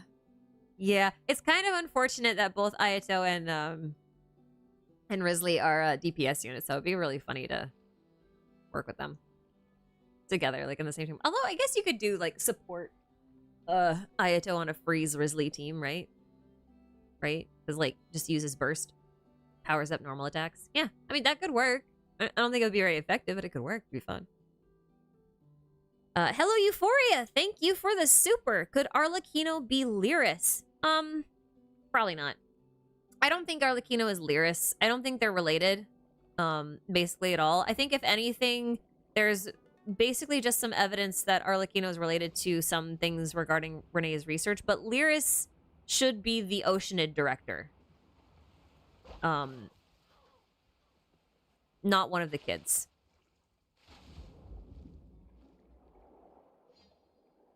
I'm 95% certain about that. So I don't think it's Arlecchino, but if you know, you know. Maria, thank you again for the super. Baiju's story and goal feels too significant to be a background thing that never plays a part in the main story. Do you think we'll get more of him? I don't know. Like, I'm kind of... How do I put this? I do feel like this is one of those cases where I think Genshin has a little bit of wasted potential. But I think he will play a more important role, probably not in the main quest, but in our understanding of how Dead God Juice works. I do think his quest was some nice setup. And hopefully he'll be like Yoimiya and get a second quest. I think that's very plausible.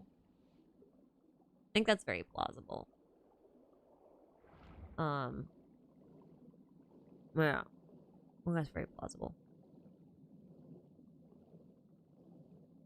I hope he matters a little bit more in that case. He shows up a lot in... You know, I think we might find more relevance for him once we get to Chenyu Vale, because like that's kind of his place, you know? Like that's where his roots are. And you know how we said that whole thing about Baiju and Pantalone might being like twins or brothers or something? I have a sneaking suspicion that Pantalone might actually be from Chenyu Vale, which might help explain some of the visual similarities between the two. The reason being, he made the credit system for Maripede. And in reading a lot of that, it kind of feels like he talks about Morax as like this foreign god, right? And I wonder if because Chenyu Vale is on the border between Liyue and Fontaine, if Pantalone might be from Chenyu Vale and may align himself with neither Focalors or Morax, but I wonder if initially he would have been more of like an Orobashi follower, and that theory is only based on the fact that Changsheng, who is in the Chenyu Vale area, or from the Chenyu Vale area as far as we know, is a little white snake, not dissimilar to Orobashi, right? So I think about that a lot. I think about that a lot. Yeah, Pantalone made the coup. Oh, I just realized something. That's information that's supposed to be out in like 24 hours. Shush. I didn't say anything. That's just a theory. For 24 more hours.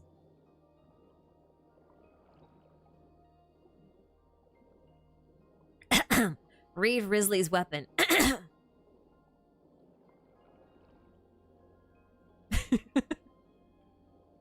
Sorry. Weapon lore. I forgot Risley wasn't out. I read it early. Anywho. Shush. Shush, shush. I read it early so that I could prepare for, like, when it was actually out. Sometimes it backfires on me. It's okay. Sometimes I really hate the fact that the characters come out in the second half with their stuff. Because then I'm like, oh, listen, this whole thing is out, right? So it's like, we can talk about it. And then you go, no, you gotta wait 3 whole weeks while people fumble around with it. And you're just like, no, I don't wanna. Same thing happens, though, with,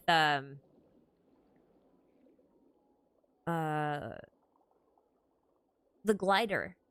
Like, did you know that the lore for the Fontaine glider is not even available? Like, there's no way to get it because apparently you can't actually complete enough quests to get it in 4.1. So even though, like, the data is in the game, it's not technically accessible. Which means even though we can see it and we know what it is, can't say anything about it. Little things like that are really annoying. But hey, that's okay. Anyway, sorry about that. 24-hour preview, I guess. Anyway, I think Pantalone is from Chen Yu Vale.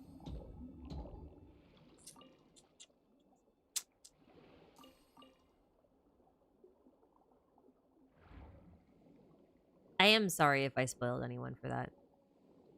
I don't know how much people really care about the weapon lore, though. Maybe it's not that big of a deal. I still feel bad. Tries so hard. And sometimes it just doesn't work. Where do you go?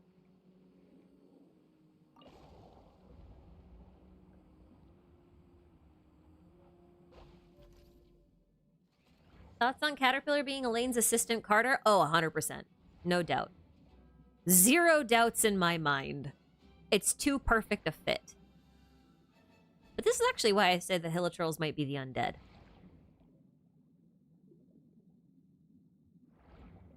Because Carter kind of died.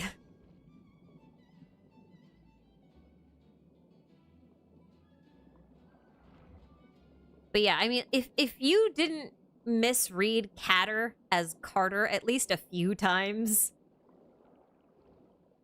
then I don't know what to tell you. Because I basically read it as Catter once, and then I was like, wait, no, that says Carter, and then I had a few more dyslexic moments where I was seeing letters where there were none, and then seeing them backwards.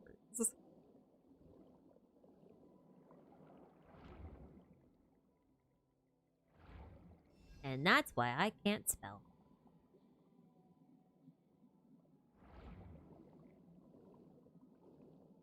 But yeah, in my head, he's Carter until proven otherwise. Which I think will be very difficult to prove otherwise, actually. I think there's enough evidence that it's basically confirmed at this point. But I could see where people would argue that it's not the case. You know.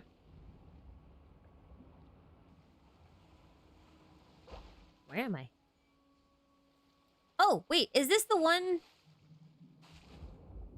Is this the place with the box? No? Dang it! I don't know where that thing is. I might have gotten that one already. No, don't hit me. I might have gotten that one already. Who knows? Anyway. I'm looking for time trials and stuff that I've missed, but I'm looking for them in the worst way possible. In other words, I'm looking for them in the most inefficient way possible, just by swimming around in circles and not paying attention to where I'm going.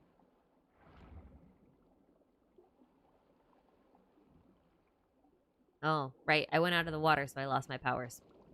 That is kind of annoying. I wish they didn't do that.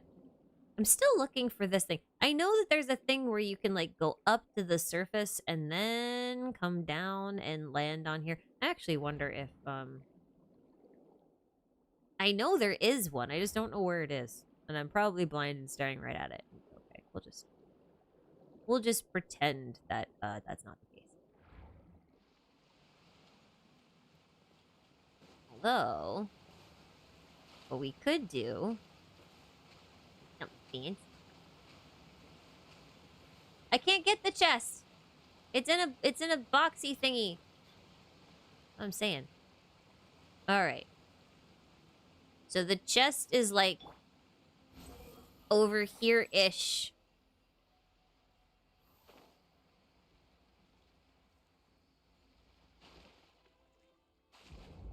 How far off am I? Oh, I'm pretty far off. Okay. Hold up. Let me just mark this for a minute.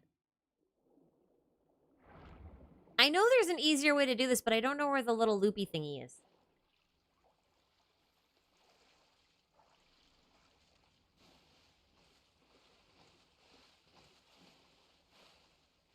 I can dolphin jump with Nouvelette? Yeah, I can. You can do it with all Fontaine characters, actually. I think the one thing that bothers me about the underwater mechanics, like one of the very few things, is that when you jump into the water, like you cannonball, you come back up to the surface, and I'm like, no, go underwater. Like, if I plunge into the water, I want to plunge into the water.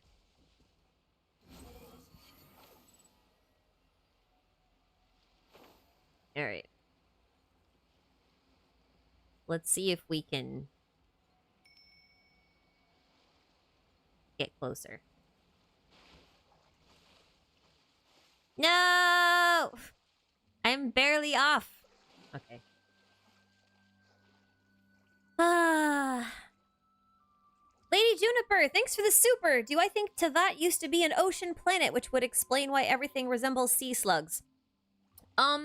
Yes and no and no and yes. So I think the issue with Fontaine specifically is that it's kind of trying to reference the primordial sea or the primordial soup from which all life kind of came. It's a theory in biology. I think it's biology.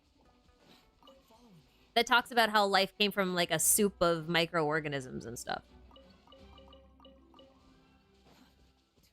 So I think that might be more what it's referencing, and it's just kind of taking a somewhat literal twist on it. You know what I mean?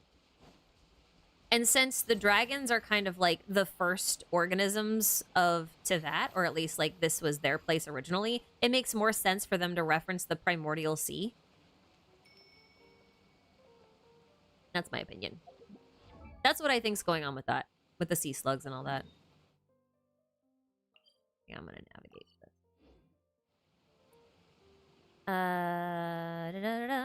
Call me Raven Lee. Thank you for the super. When did I realize I sounded like Yenfei? I did not think I sounded like Yenfei. All of you thought I sounded like Yenfei. I picked her for the sole reason that she had an idle animation that was a book, and her looking in it and being like, huh? Oh, wait, I get it. Okay. And that was it. That was the sole reason I did that.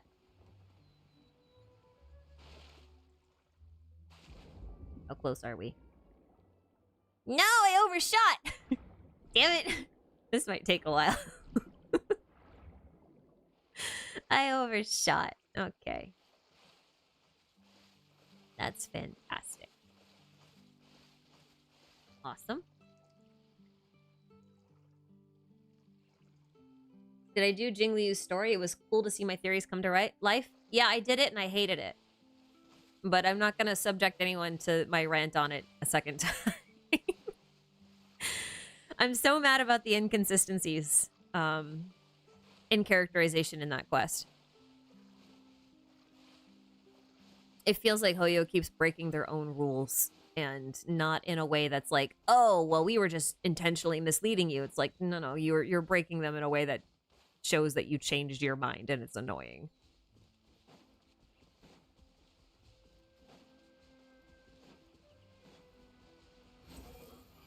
I want more height. Okay. Try this again.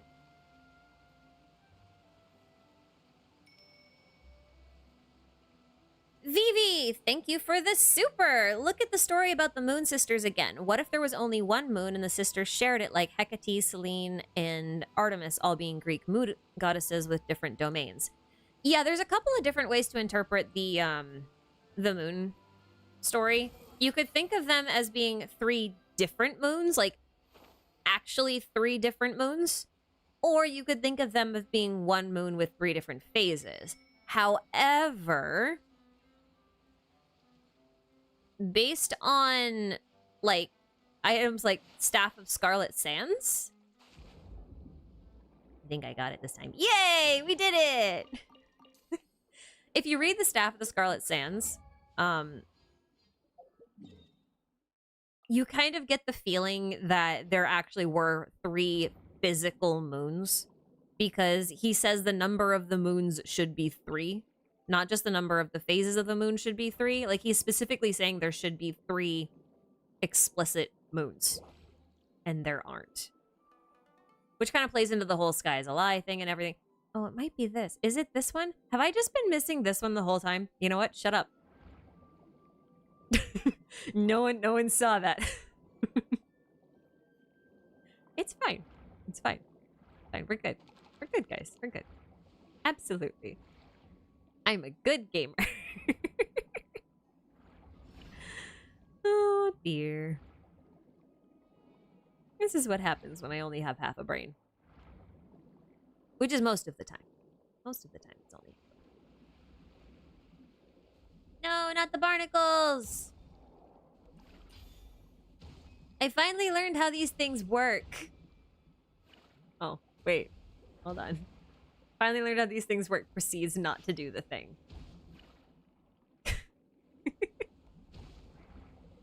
Okay, I figured these out now. I didn't know you were supposed to absorb the hits. I thought you were supposed to, like, counter them with good timing. Apparently, I just overcomplicated things. So that's cool.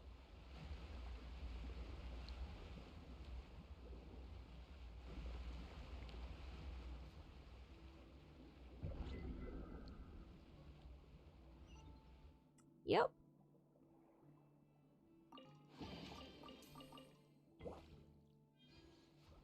Okay. Hi, Falcon! Thank you for the super. What do I think of Edge? I don't know how to say this name. I'm sorry. Edge, though, in the chasm saying, companion of that tyrant fate and the traveler known as Calamity. I think that was kind of addressed during Kari Bear. Not directly, though. In the sense that I think fate in this particular case is referencing the primordial one, among other things. And I think that the traveler is really actually supposed to be us. Mostly because Plotar says something like, we thought of you as the abyss. A series of possibilities, the unknown, something that was supposed to help us, that kind of stuff. And I think that maybe just the presence of the traveler, or the travelers, I should say, is what sort of brought forth the calamity in some ways. So I think that might be what it's referencing. But those dialogues in the chasm are really sus. Especially in light of all these new quests and everything that we have. Like, there's so many weird things about them that start to make sense. I quite like them.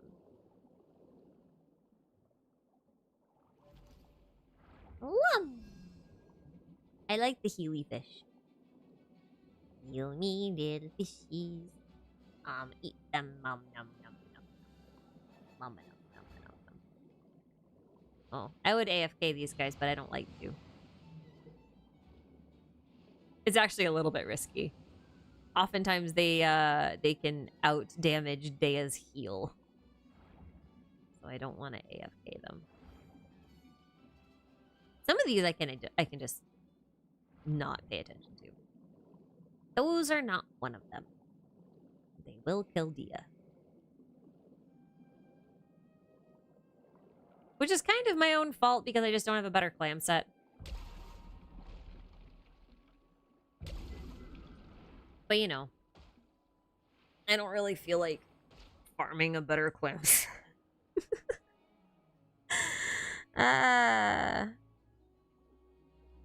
Call me Raven Lee. Thanks again for the super. Why does Arlecchino have so much cherubim imagery? I don't know. Apart from the fact that I think it's meant to sort of like tie her to Columbina, I'm not entirely sure. Like, I had when I first did my Fatui Harbinger ranking video, I put her at number 4. Weirdly enough. I did put Columbina at number 3, and I put Arlecchino at number 4. I think. Or did I put her at number 2? I think, actually, you know what? I think I put her at number 2. I think I said she was either 2 or 4. I might have said 2. No, I wouldn't have said 2 at the time because Tori was 2. Whatever. The point was I put her right next to Columbina because in the Commedia, Columbina and Arlecchino are often lovers, which is why you see a lot of ship art about them, even though they haven't really interacted at all in the game so far. But that's kind of why, is because like in the Commedia, that's like their thing.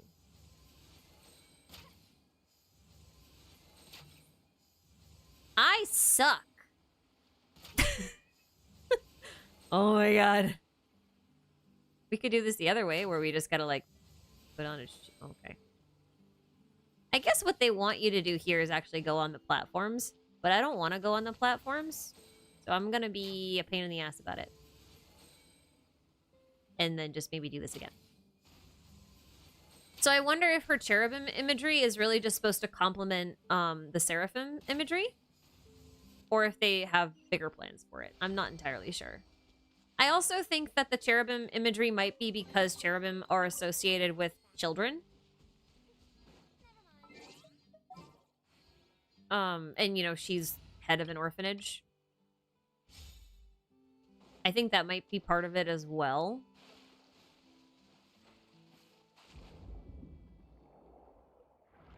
But it's a little difficult to say beyond that at this point.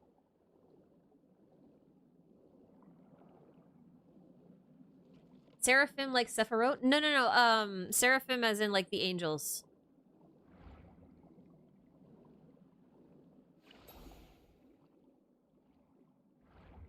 Like the angels. Also heavily influenced by Raven in Honkai Impact 3rd? Yeah, she is. For sure. You can put those two images side by side and you're like, yeah, this one's a little hard to argue against. Yep. Definitely the Raven parallels. That makes her a bird, and birds are angels in Genshin. Which also might play a part.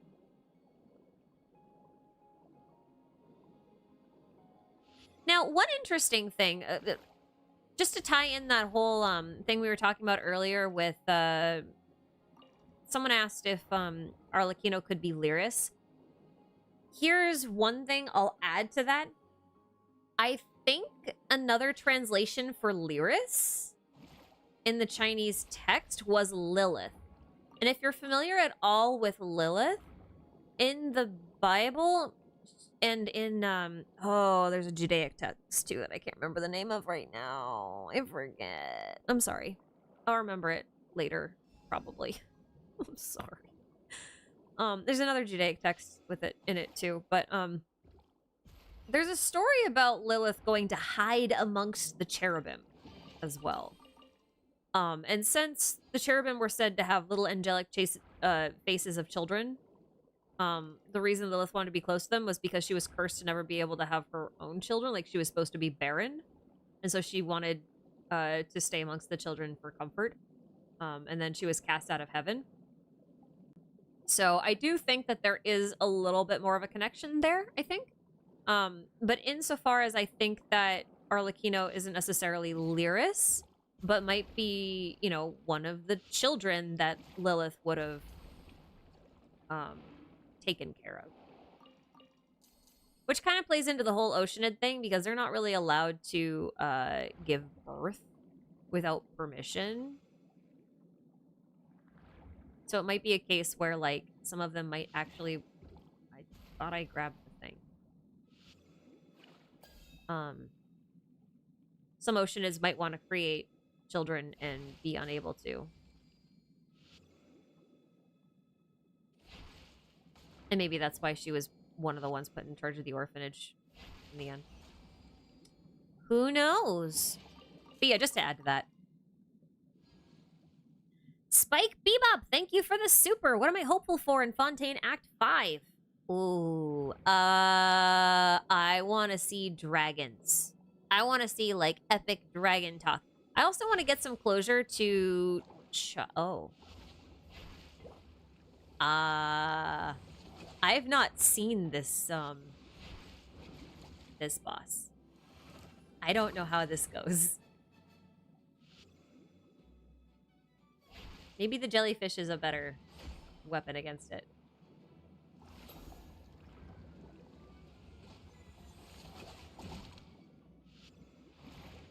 Bigger AoE, maybe? This looks like it might be hard. Wow, that does almost no damage. Okay. Huh. Maybe we don't do this right now. I don't know if that helps. Maybe you're supposed to counter her?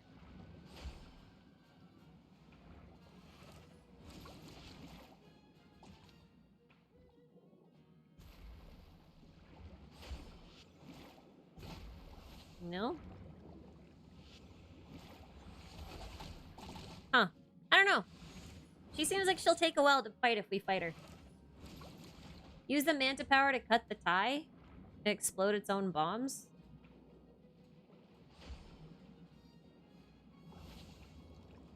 The bombs are sticky? Wait, are they really? Oh dear.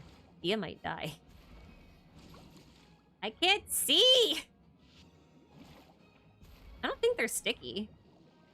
They're just like homing bombs.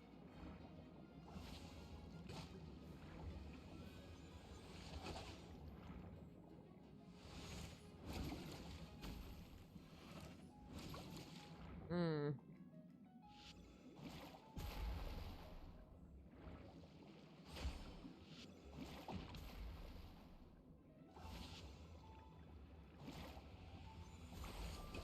Is that, like, the only way you damage her? Is, like, the... hit the bombs all at the same time so they explode on her?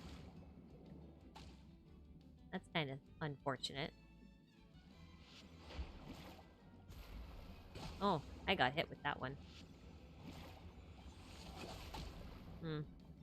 Yeah. Only when it shines pink.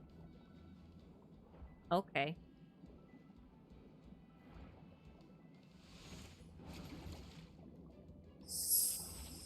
So...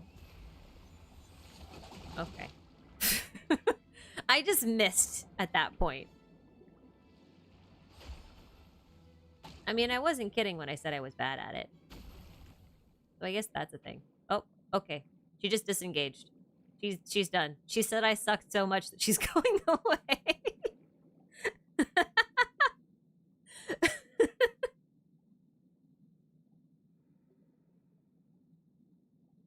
Oh, you can detonate the bombs when she's charging at you too. Okay. Well, okay. You know what? We'll try again. We'll try again. Maybe we'll take a question first. Okay, right. Hopeful for Act 5. Yeah, it's mostly Nouvelette stuff. I kind of want to get closure to him and Dragon stuff. Okay, she, like, completely disengaged. Hi, friend. Oh, we're not friends anymore, I see. Okay, it wasn't close enough. Got it, got it, got it.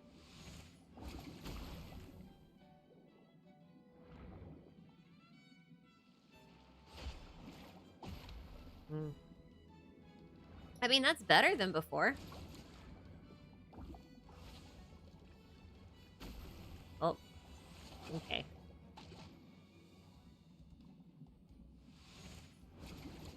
I should actually... I'm not very good at laying a bomb and detonating it at the same time.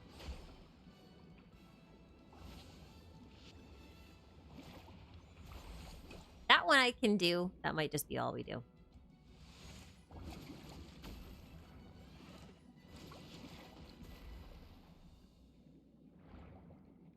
He is not healing. Oh, there she goes. Oh, I missed. Alright, I'm not even gonna try to counter this one. We'll just dodge.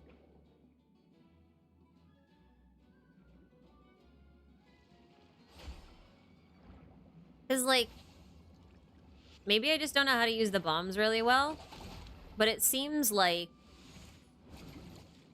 aiming and getting the bomb to detonate is kind of... These don't stick. Or do they? Wait. No, they're not sticky. Huh.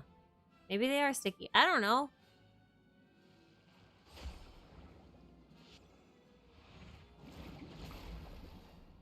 Well.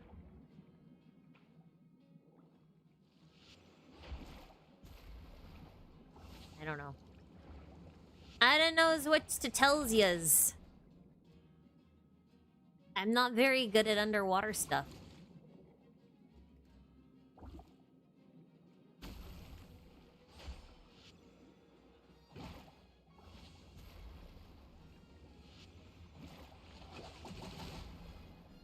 Yeah. Okay, I'm ready to be done.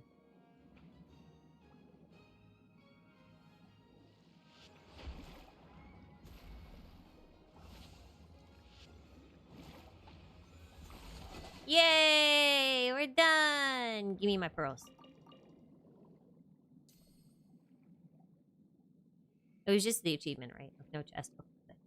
Alright, sorry, I'm done. No more of that. I don't like fighting the underwater bosses. I'm very, very, very bad at them, as I have clearly illustrated.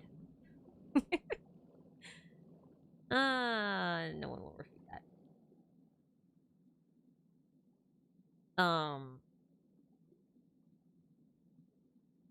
I think I still haven't answered the Fontaine Future Quest thing.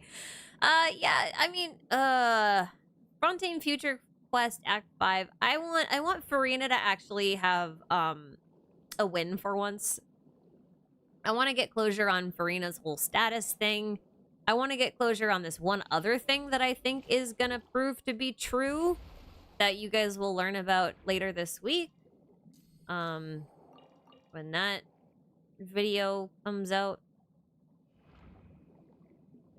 I want to see Nuvolette go into full dragon form, which I kind of feel like we might not get to see. I want to see Child and the Whale come to fruition. And maybe if we're really lucky, we'll get more Skirklore.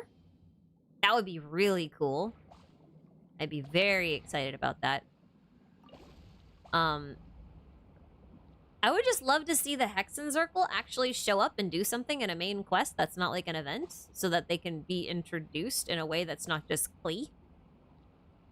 I feel like Klee getting an event during the anniversary around this time might lend some, you know, weight to that possibility actually happening.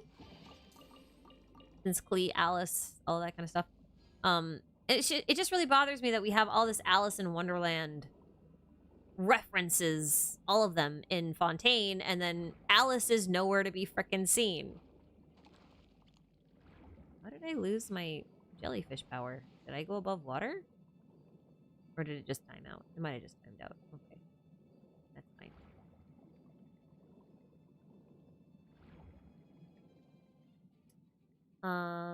Sam Kidd, thanks for the super! Following up on your Chen Yu Veil Pantalone theory, what is the possibility that the new Battle Pass weapons reflect Fatui Harbinger origins and stories?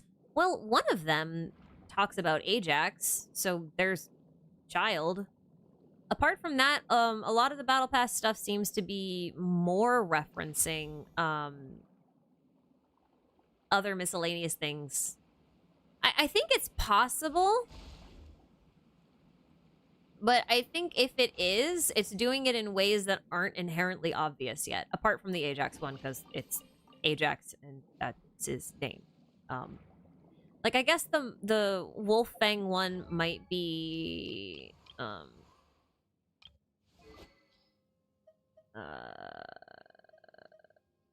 where is it? It's up here somewhere. There it is. Wait, why am I going through here? I need to go in through here. I don't read the lore like in game often. And I forget. There we go. Very buried. Like this one talks about the Knights of Mondstadt and that kind of stuff with like Boreas and things like that. And I do wonder if this, like obviously talking about the Grandmaster and whatnot, and like in the Knights of Boreas and all that kind of stuff. But I do wonder if this might be talking about Eamon. And if it is, then it might be even more evidence that Capitano is either Arundel or Eamon or both. Hard to say. Because I mean that is the theory that makes the most amount of sense when it comes to him right now. I think that one would be the other one I would guess at. As for the rest, I'm not sure what they would be referring to. I'd have to go in and look at all of the weapon lore again with that very specific intention in mind. Oh. What did that do?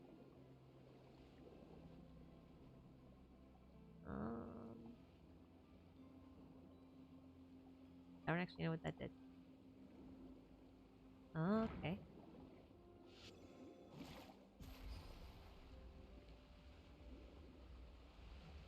Oh, it's changing the flow. Oh, I see. Okay. I get it. I see. But if you can't... Okay, is this gonna be like a complete wall? It is a complete wall. Great. Awesome. Love it. Goodness. Sorry. Okay. Well, there's a wall here. So, can't do anything with that right now. I guess we'll try to go in from the other side. Wherever that might be.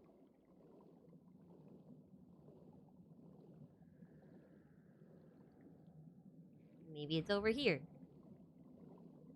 Somewhere. Maybe not. Maybe I'm crazy.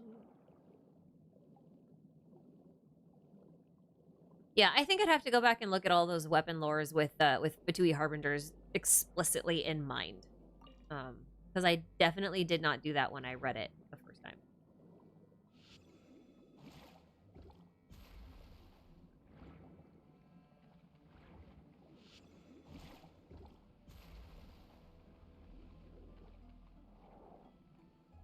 I hate these things.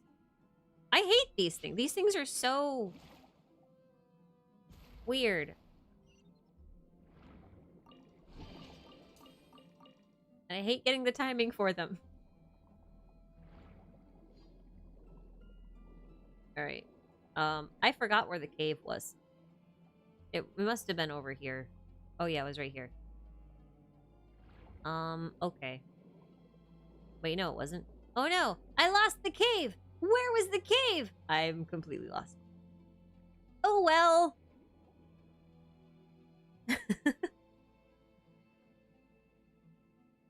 Hello, Euphoria. Thanks again for the super. Do you have any thoughts as to why the Hilichurls were on mountaintops in Elenis? I mean, they're always on mountaintops, especially the rogues. The rogues are often on mountaintops.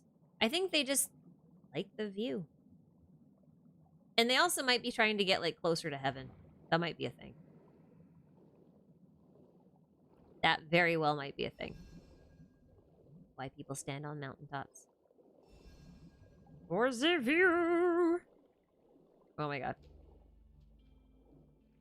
Dive, dash. Thank you. My controller just had a little freak out there. Don't worry about it.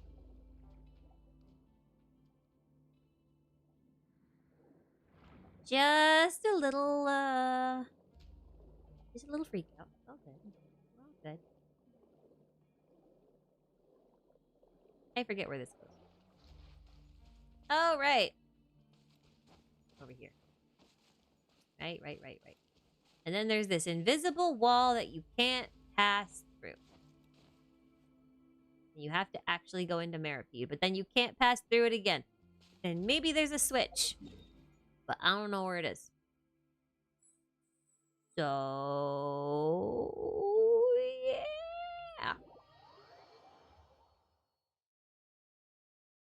yeah. Pleroma Prism, thank you for the super. Do I think Farina has Abyss Order ties since Focalor has ties to Lucifuge Rufacal? Huh. And you think he might be the Abyss Twin? I mean, the thing is,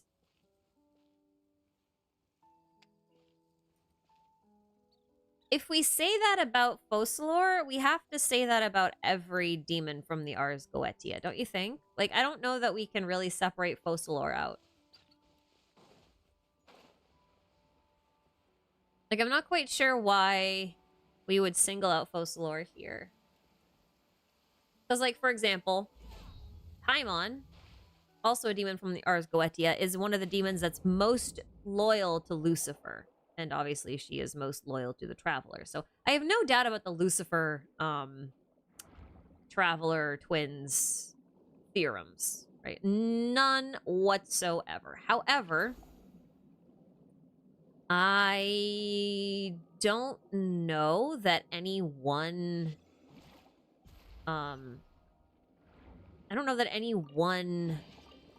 demon is more connected to them than the other. You know what I mean?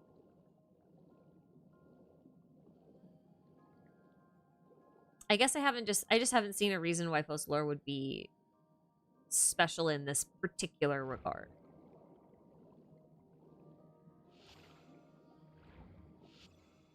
All right, you little water mole. Come out! 3 chests!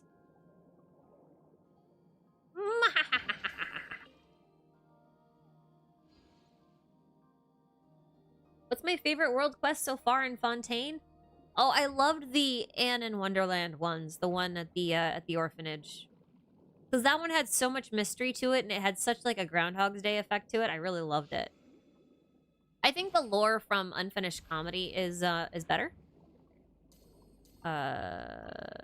In terms of pure information that you get. But I think I enjoyed Anne in Wonderland more.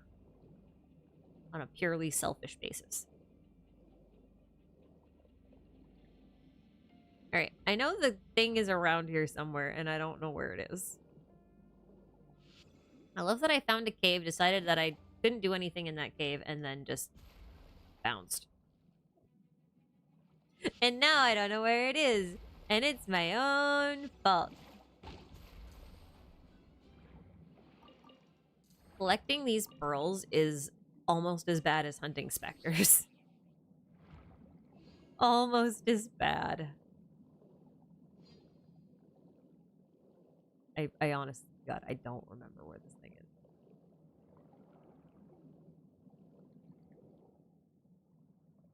I thought it was around here. But apparently not.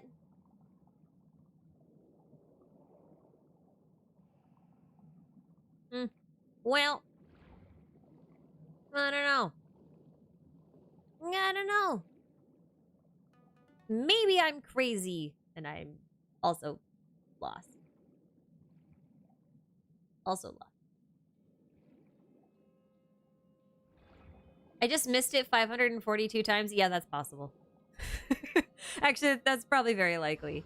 That happens to me a lot. Unless that is that the cave? That can't be the cave. I just came out of that. That's not the cave. I don't know. I'm just not seeing it. It's okay. It'll surprise me one day. And then I'll be like, ooh, ooh, spicy.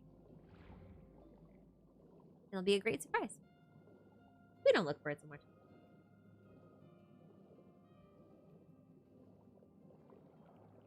Don't look for it too much or too hard. Alright, I think we've kind of cleared out this area. More or less.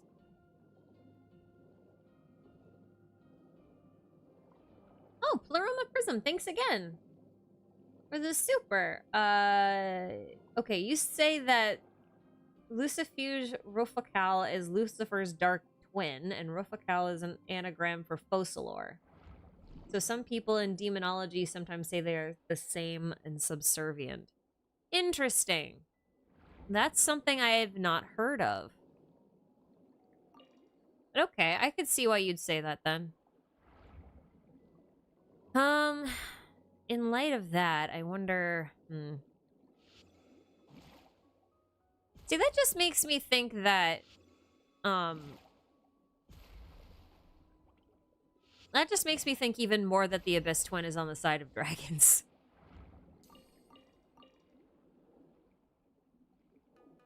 Because then that would, you know, the tie-in would be that Focalor is also on the side of dragons, since she's apparently going to give back Nouvelette's power, according to his final ascension line. That's not a spoiler. I mean, it is a spoiler, but it's a legal one. Oh. That poor little crab. Wait, is that thing not coming back this way? There it is. Come back here. Explode! Give to me all the stuff is mine. Whoops.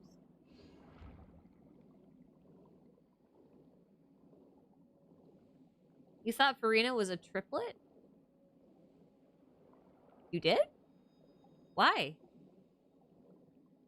I'm not asking that to be sarcastic or anything. Like, genuinely, why did you think she was a triplet? Was there something in game that made you think that? Did I miss something? That's very possible.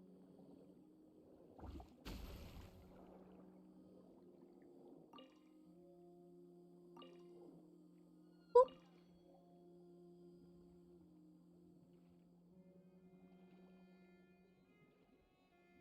You believe she has a split personality? Yeah, I agree with the idea that she has been split. I do agree with that idea. Now, I do have to go soon. I have some stuff that needs doing. So I'm gonna finish up the questions that I have in my queue currently, and then I'm gonna probably peace out soon. Velocity Raptor, thank you for the super. If Nouvelette is a reincarnated water dragon after the death of the first one, how come we haven't met the new Electro Dragon? Are they just not reborn yet? Now, this is me using a theory to explain something, which is probably not the best practice. But, so the whole thing that I have about visions being little miniature dragon authorities that are being granted, you remember back in Inazuma how, you know, no one had received an Electrovision in like a year? And then that was just never explained. A was just like, oh, well, it wasn't me. And we're just like, okay. And that was the kind of the end of that. I do wonder if the fact that there hasn't been any Electrovisions given has to do with the fact that maybe the Electro Dragon has just been reborn and is actively trying to withhold visions. Or something to that extent. I'm wondering. I'm gonna go move elsewhere down here. I'm gonna go down here for a bit because I think there's a bunch of stuff down here I've missed. I know there's stuff up there I've missed too. Oh, that's okay. But yeah, I think the missing Electro Sovereign has to do with the fact that we haven't seen any Electrovisions being granted in over a year. I think those two things are related.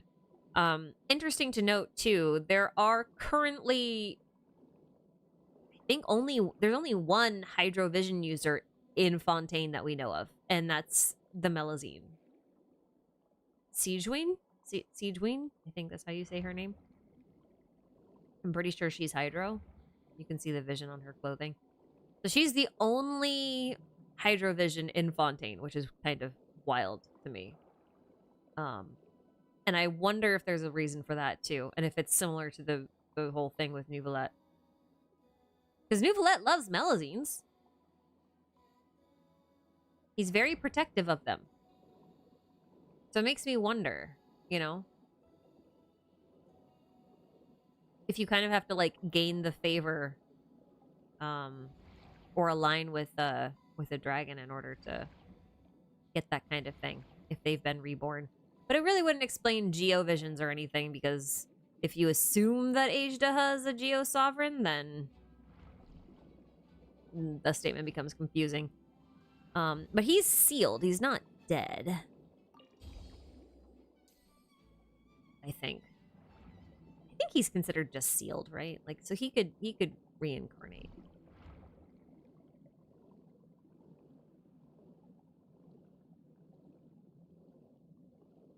Dunno. Much thunking, much thunking. Hello, I came into your home and now I will put explosives. It was quick. I know I have more time trials, and I know that they're in these lilies, but I don't remember which one. Or not lilies. No, yeah, lily pads. Right? These are underwater lily pads. Lotus? Maybe lotuses. Lotuses might be better.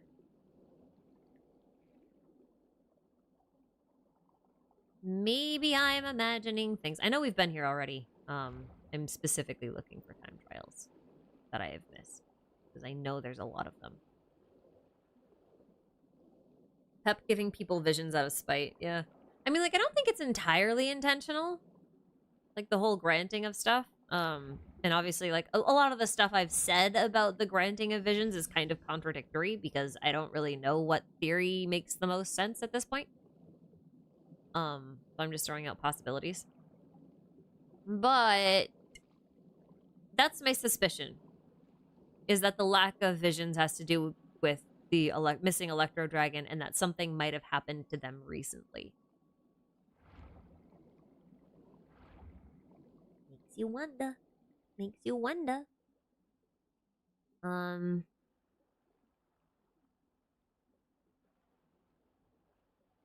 Bermuda, thank you for the super chat. What do you think will 4.x storyline will reveal? I think it's going to finally make Celestia make a play. I think it'll bring the Hexenzirkel into focus. I think it'll start to make clear the Fatui Harbinger's actual goals, like what they want to do with the Gnosis. And I think we'll get a lot more dragon lore. And I think the primary function of Fontaine in the end is really just to be a setup for a real confrontation in Natlin. I still haven't done this. Shush. No one say anything. Every time I come over here, Paimon's like, let's go check on the blubber beast. And I'm like, no. Yeah, see, I knew I was missing some. Here's one.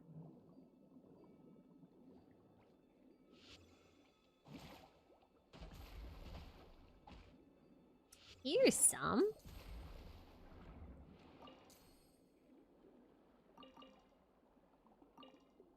Whee! This is what we shall do.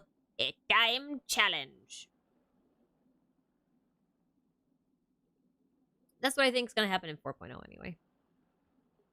Maria K, thanks again for the super. Do you think Genshin will make the story not so linear at some point and send us back to previous nations, not as events, but as the main storyline? Yes, we're 100% gonna go back to Mondstadt. I feel like we'll probably also go back to Liyue, and we may go back to Inazuma. I even think we'll probably go back to Sumeru, but if I had to, like, rank them in terms of percentages, I'd say we're most likely to go back to Mondstadt. Like, there's... I'm 99.99999% sure we'll go back to Mondstadt as part of the linear narrative. And I'd say I'm probably like 50% certain we'll go back to Inazuma. Maybe 70% certain that we'll go to back to Liyue. And maybe 40 to 50% certain we'll go back to Sumeru. That's how I would rank them. What am I doing? So Liyue has the potential to have a lot more underground. Now that they've added the underground maps and everything with the exploration stuff, and you know, with the chasm kind of being this whole plot point, and Geo and everything being underground, I don't know. Like, it feels like there's a good potential to go back and explore Liyue's underground. I feel like that would be a thing they would do. I also think there's a good possibility that Mondstadt will have a whole underwater and underground section, and I feel like that's still not going to happen until Endgame, like pre-Conria. I also think we'll have to end up back in Sumeru just because Sumeru is where Irminsul is, and Nahida is an extremely helpful resource, you know? So going back to Sumeru makes a lot of sense. And then Inazuma makes sense to me, A, because of Enkanomiya. There may still be secrets there. But B, because it's the island nation and it's farthest away from all of the rest of them. And it makes me wonder if how do I put this? It makes me wonder if they'll add more islands to take us out into the Dark Sea even more. Because that's the place to do it. Like, I think a lot of people thought like maybe Fontaine would be the place to do it, but in reality, Fontaine is a lake. It's not the ocean. Whereas Inazuma is the ocean, not a lake. And since that's where we first started getting like Bishop lore and stuff, I think it makes a lot of sense if you know, we go back to Inazuma for that express purpose, learning more about dragons and even finding the missing Electro Sovereign. I think that's also a distinct possibility. Ooh, a Sealy! Look, guys, a Sealy! Aw, man. Hi, little Sealy. How you doing? It's going this way. Okay. I might have to enter the thingy, but I want to see where it's going. Wait. There's stuff down here. I want the stuff. Give me stuff. Give me stuff. I do not need this Mora, but I like collecting it. Maybe that was dumb. I lost the Sealy. Oh, no! Wait, here's a shiny. Okay. Did we lose the Sealy? Is it gone? Oh, no, there it is. Hi, Sealy!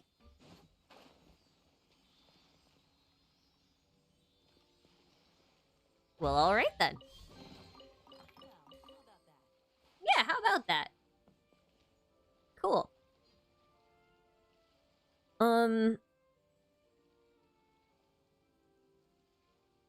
I'm going to butcher this name. I apologize.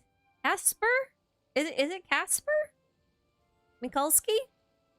Thank you for the super.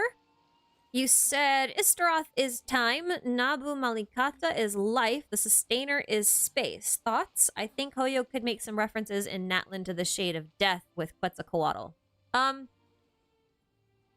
Here's the thing.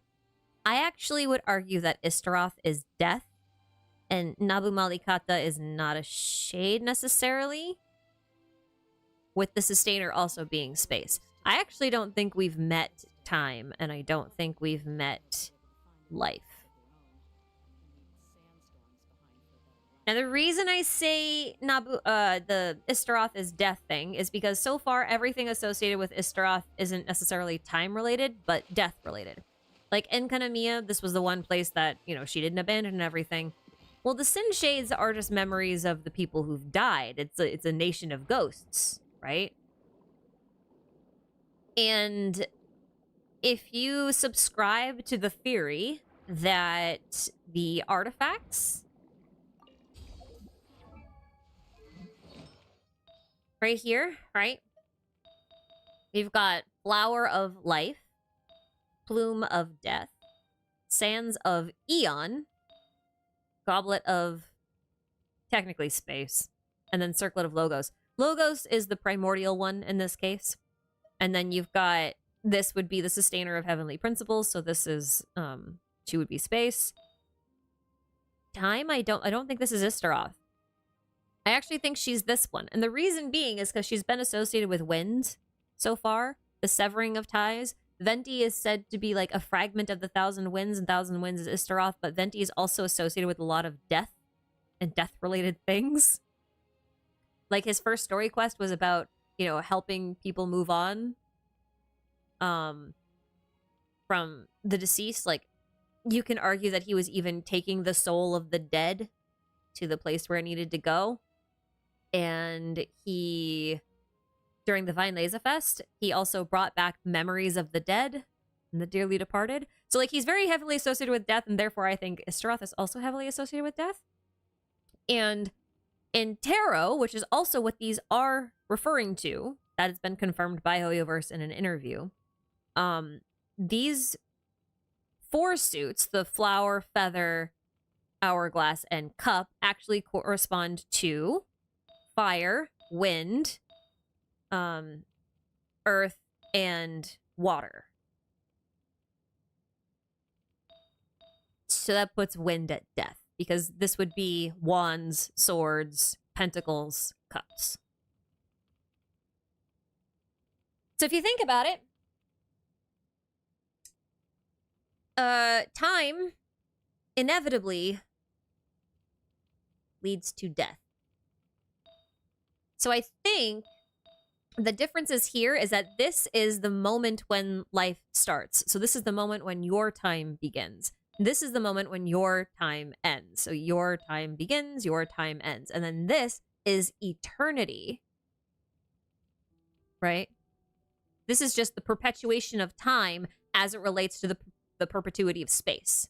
Because you can only measure space and time against each other. But our perception of space and time is only measured by the span of our lifetime, which ends in our death. So that's kind of where I am with that. Am I accurate? Who knows? But that's my current running theory of why I put her at death. I know everyone else puts her at time, and that's totally okay. I just thought I would explain why I'm in a different camp. Oh my god, where are these stupid barnacles? Hi. There we go. There's one down. Where's the other one?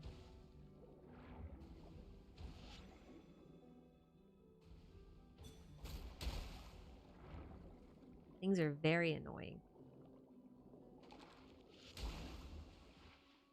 Okay, now we just AFK this with Dia. Ashen Dragon, thanks for the super. You just said Paimon is evil incarnate and then left. Alright. I mean, I guess that's fine. I guess that's fine. I think Paimon's fine. Alright. I think I'm gonna finish this up, and I think I've got a meeting here in a minute, actually, that I should go to. I love Dia for underwater exploration because I can literally just leave her here, and Clam will eventually kill things.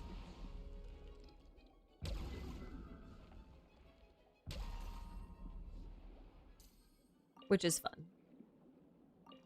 Or she gets kind of pushed around a lot, which is a little annoying, but... Yeah, well, alrighty. I think that's gonna do it for me today, guys. Do I wish to have 120 FPS on desktop? No, I think at 60 FPS makes me dizzy. I prefer 30 FPS on principle. Like, just in general. I know I'm kind of alone on that. I know a lot of people like more frames. I don't. I think more frames isn't necessarily better. Right now, my primary limitation is my internet speed, not my computer's horsepower anyway. I am working on it, at least. There's a company named Axiom in my area that's proposing that they're going to use a bunch of... Oh, hey, look, I found all of my time trials that I was missing. There's a company called Axiom in my area who seems to be trying to get all of the fiber optic cables online. Because they're going right past my house. I can see them. Oh, that is a short window. I can see the fiber cables going past my house. It's just that they're dead. It's dark fiber because no one's using it. So no one offers the service. But apparently there's a lot of government subsidy money right now going around that they're trying to take advantage of. So they're like, hey, if you want this in your area, you're gonna have to sign this petition thingy, which will, you know, let us utilize this government grant money to bring fiber optics to your house for no cost. So I'm gonna try and do that, and we'll see how long that takes and if it even works. But in the meantime, I'm stuck with the internet I got, which ain't great, but I mean, it's functional. Better what I had. Technically, I'm on a cellular service right now. I'm using Verizon's home internet. What the? Oh, there it is. Which is super funny because the DSL to my area is so slow that Verizon home internet is actually faster. Oh, that's so sad when the cellular technology outstrips the cables. So sad. Anyway. Feed the blubby peas. I will. How's the world quest doing? Any opinion? Oh, I like them. Hydro sigil check. Oh, you guys want to check my hydro sigils? Okay. We could go deposit these, I guess. People looking at my geo sigils like, why do you have those? Is Celestia on top of Fontaine? Celestia appears to be approximately somewhere in here is where Celestia appears to be. In this area between Liwa and Fontaine. That appears to be where it is. Girl, do the Abyss. On stream? No. I've already done the Abyss this cycle, I think. Haven't I? Oh, no, I haven't. Oh. So I haven't. I guess I didn't notice it reset. I'll do it later. I gotta go soon, actually.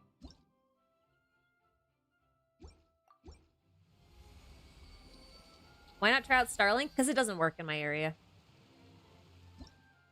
It's heavily weather dependent, among other things, and I live in Winterland, where that kind of stuff doesn't work. Satellite just is really terrible for internet, as like a home reliability, like a reliable home service. It just doesn't work.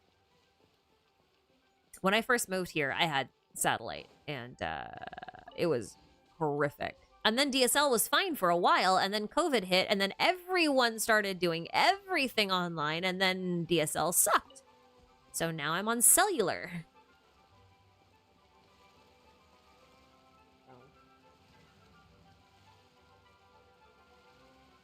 What is a giant tower? I thought it was related to Celestia, but it might be something else. I know what the tower is, but I can't say what it is. But what I can say on a theoretical level, because I actually don't know whether or not this is the case, based on the blue swirlies around it, I do wonder if there's a celestial nail underneath it. Regardless, though, there's really no lore in the game about it so far. There's one Melazine who will talk about it on one of the Aquabus tours. But she'll basically say, yeah, so there's this mysterious tower over here. And you're like, well, what is it? And she's like, I don't know. And that's it. That's the end of it.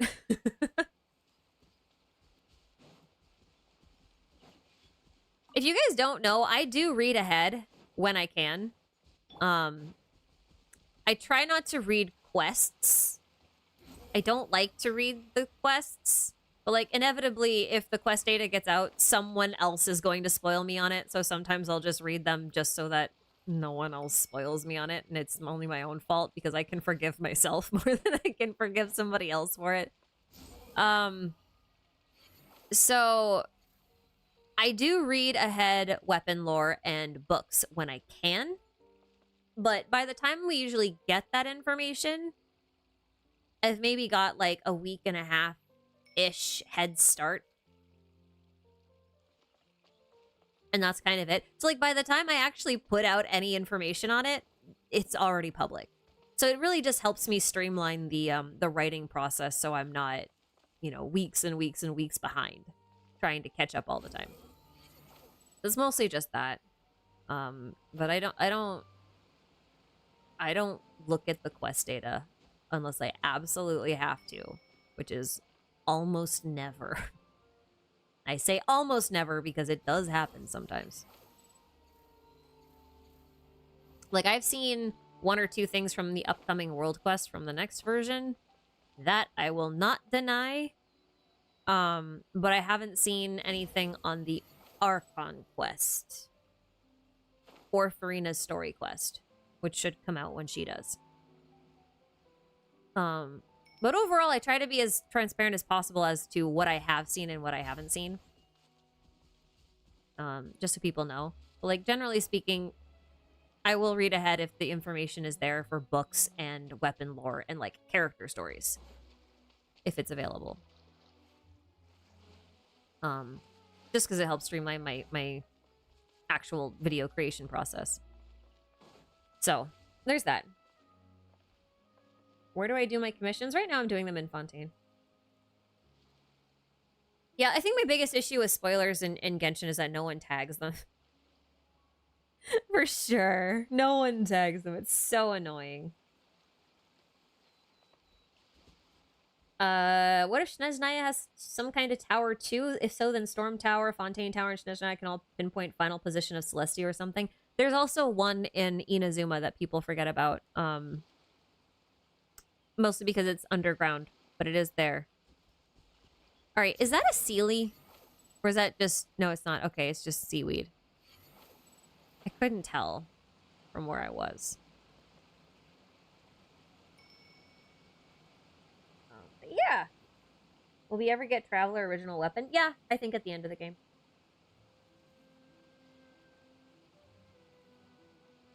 Cheating for your job. I mean, yeah, more or less. But I think it's okay for the most part. I try to be fair about it. I never use actual leaked content in my work during the period when it is illegal.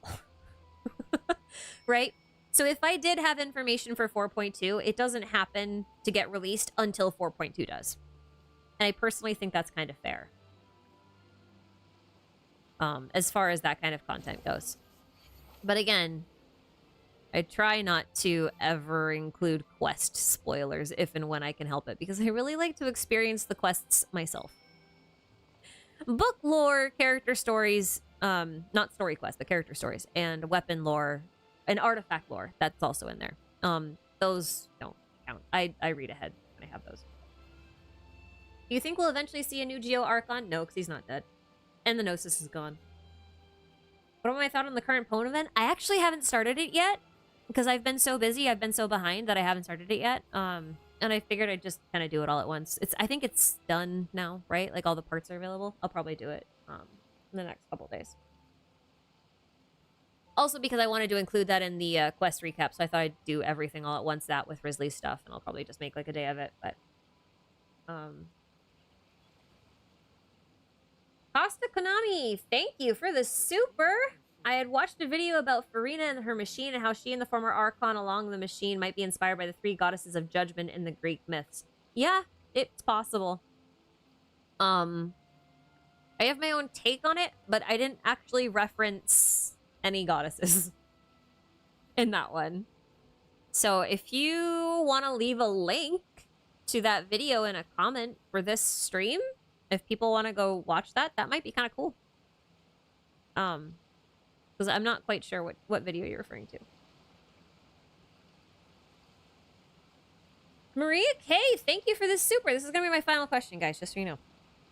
Unpopular opinion. Dotori is not a monster. He was shaped by the hate, fear of others since early childhood, like many gifted autistic kids, etc. are. The world has failed him, and so he has failed the world. Honestly, that feels like a lot of the Fatui stories, right? Like, that's even Wanderer's story, when you think about it. The world failed him, so he failed the world. It kind of does feel like the Fatui's motive in general, so I would buy that. I mean, you follow that whole golden rule of you treat others like you want to be treated. But if the world treats you like shit, does the world deserve to be treated better? I guess you could use that same logic that way. Yeah. I don't necessarily think that's an unpopular opinion. I think it's pretty rare that people are evil just for the sake of being evil. And I think that good characters are almost never evil just for the sake of being evil. Because they're not very compelling when they're done like that. You know what I mean? Like, Dotori will only be a compelling character if he's not completely unredeemable. And I'm using that word very loosely. I'm not saying that Dottore should be redeemed for his incredibly long list of crimes. But at some level, in order for you to really find an antagonist to be a very formidable foe and very human, they have to have some kind of relatable human element to them. Do you know what I mean? And like, that's the one part of them that kind of made them human, made them who they are, and even made them evil. And I feel like that's one point that a lot of villains and antagonists in general don't have. And then sometimes they push it too far and they make them completely redeemable.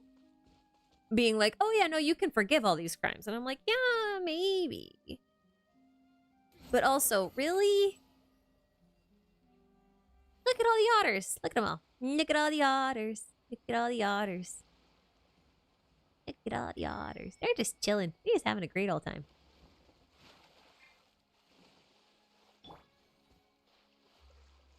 You can have at least one completely evil character. Yeah, but like, if you have one completely evil character, they're almost never very good. Like, how do I put this? I'm trying to think of a game that I can not spoil, and then... You know what? I'll do this one. Xenoblade Chronicles 3 has the worst antagonist of any of the Xenoblade Chronicles games, or any of the Xeno series games. And I argue this because he's so not human that it basically feels like a computer that you're playing against, and it's just like, human should be destroyed, human should be destroyed, human should be destroyed, you don't understand me, I am correct, human should... You know, it just feels like that. And that's not very compelling, that's not very interesting. And so I will argue that it has one of the worst villains for that explicit reason. Like, none of them feel relatable or human. Actually, that's just a bigger problem with the game as a whole, but that's a story for another day. But that's kind of what I'm talking about. You need a seed of humanity inside of your antagonist for them to be good and to make it feel satisfying when they're defeated. Because otherwise, it's no different than, like, going out and hunting down a Tyrannosaurus Rex, you know? Like, say you're in Jurassic Park. Who's the antagonist of Jurassic Park? Is it, like, the giant dinosaurs? Or is it the people who created the giant dinosaurs? Right? You see what I'm saying?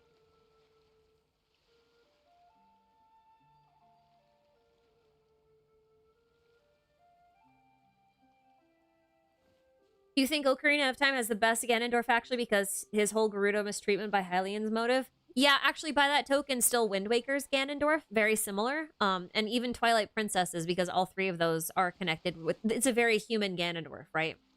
Because initially, he was really trying to do good and didn't, like, by his own people.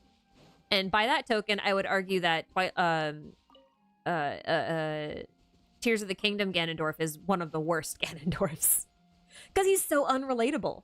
There's no part of him that you can, like, follow. He's just evil for the sake of being evil. And that's not really fun. Like, even if you compare him to the completely non-human Demise from Skyward Sword, he still had a seed of humanity in him, which made him a pretty good villain, even though the constant boss fights that you had with him up to that point were kind of, what the hell is this? But you get my point, right? Joe, you know what? The original Batman villains are also really good examples, especially if you're looking at the 90s cartoon Batman villain interpretations of them. Those were also really, really, really good. Yeah, exactly. Tears of the Kingdom Ganondorf had a thirst for power and nothing else. Like, there's nothing more to him. It's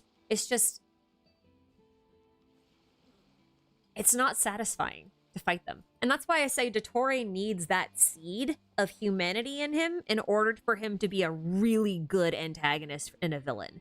He can't just be evil for the sake of being evil with nothing else there. He has to have something else, or else he has no depth. And it's not interesting, and it won't be satisfying to fight him. My people are used to the desert life, but still, But yeah, I hope that one day that's my take. they'll find an oasis of their own in the sands. That's my take on it. But yeah, anyway, does the Zandik Outcast stuff not count? No, I mean, that's actually what I'm saying, is that the Zandik Outcast stuff is the part that counts, right? Because that was kind of him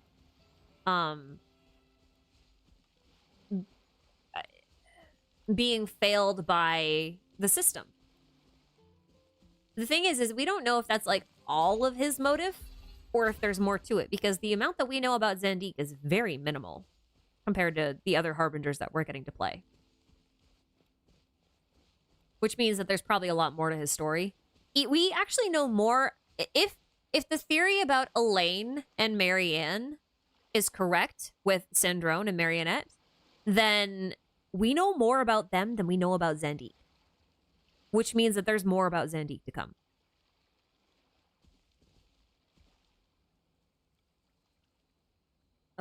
What is indemnitium? Is it too late to ask? On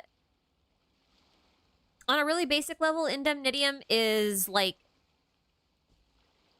power generated from the people who undergo trials.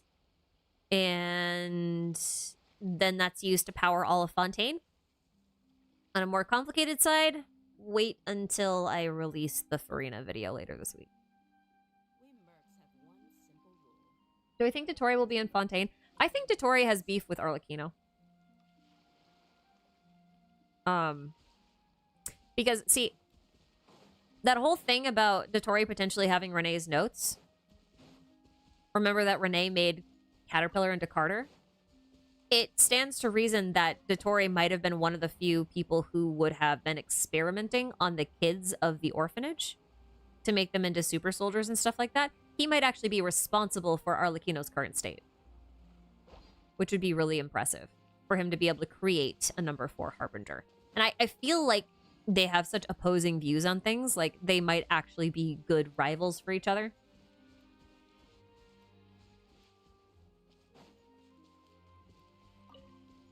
So yeah, that's kind of why I was thinking he might end up in Fontaine. He might even show up much later.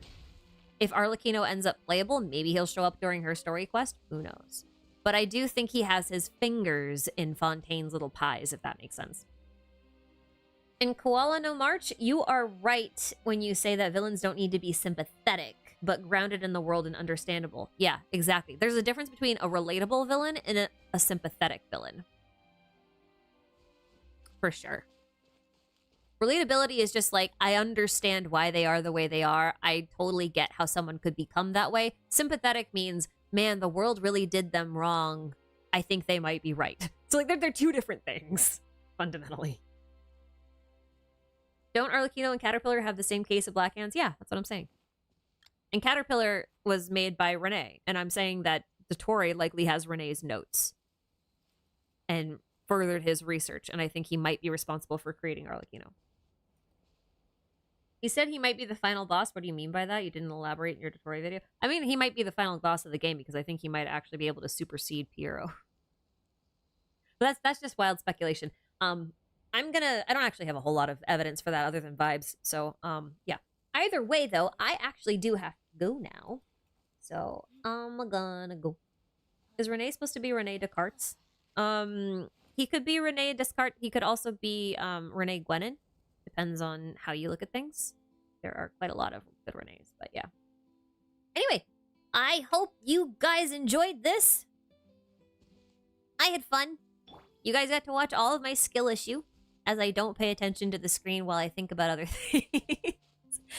Yeah, so, yep. I hope you liked this, EU people, Asia people. Thanks for tuning in. I'm sorry I don't cater to you guys a little bit more. I should. I just, my schedule's an absolute disaster, so I'm sorry. But yeah, thanks for tuning in anyway. I'll catch you guys later. New video later this week. And then we'll do the recap after that. And then I think we're going to be heading into the 4.2 live stream. So, yeah. Take care of yourselves, guys. I'll catch you in the next one.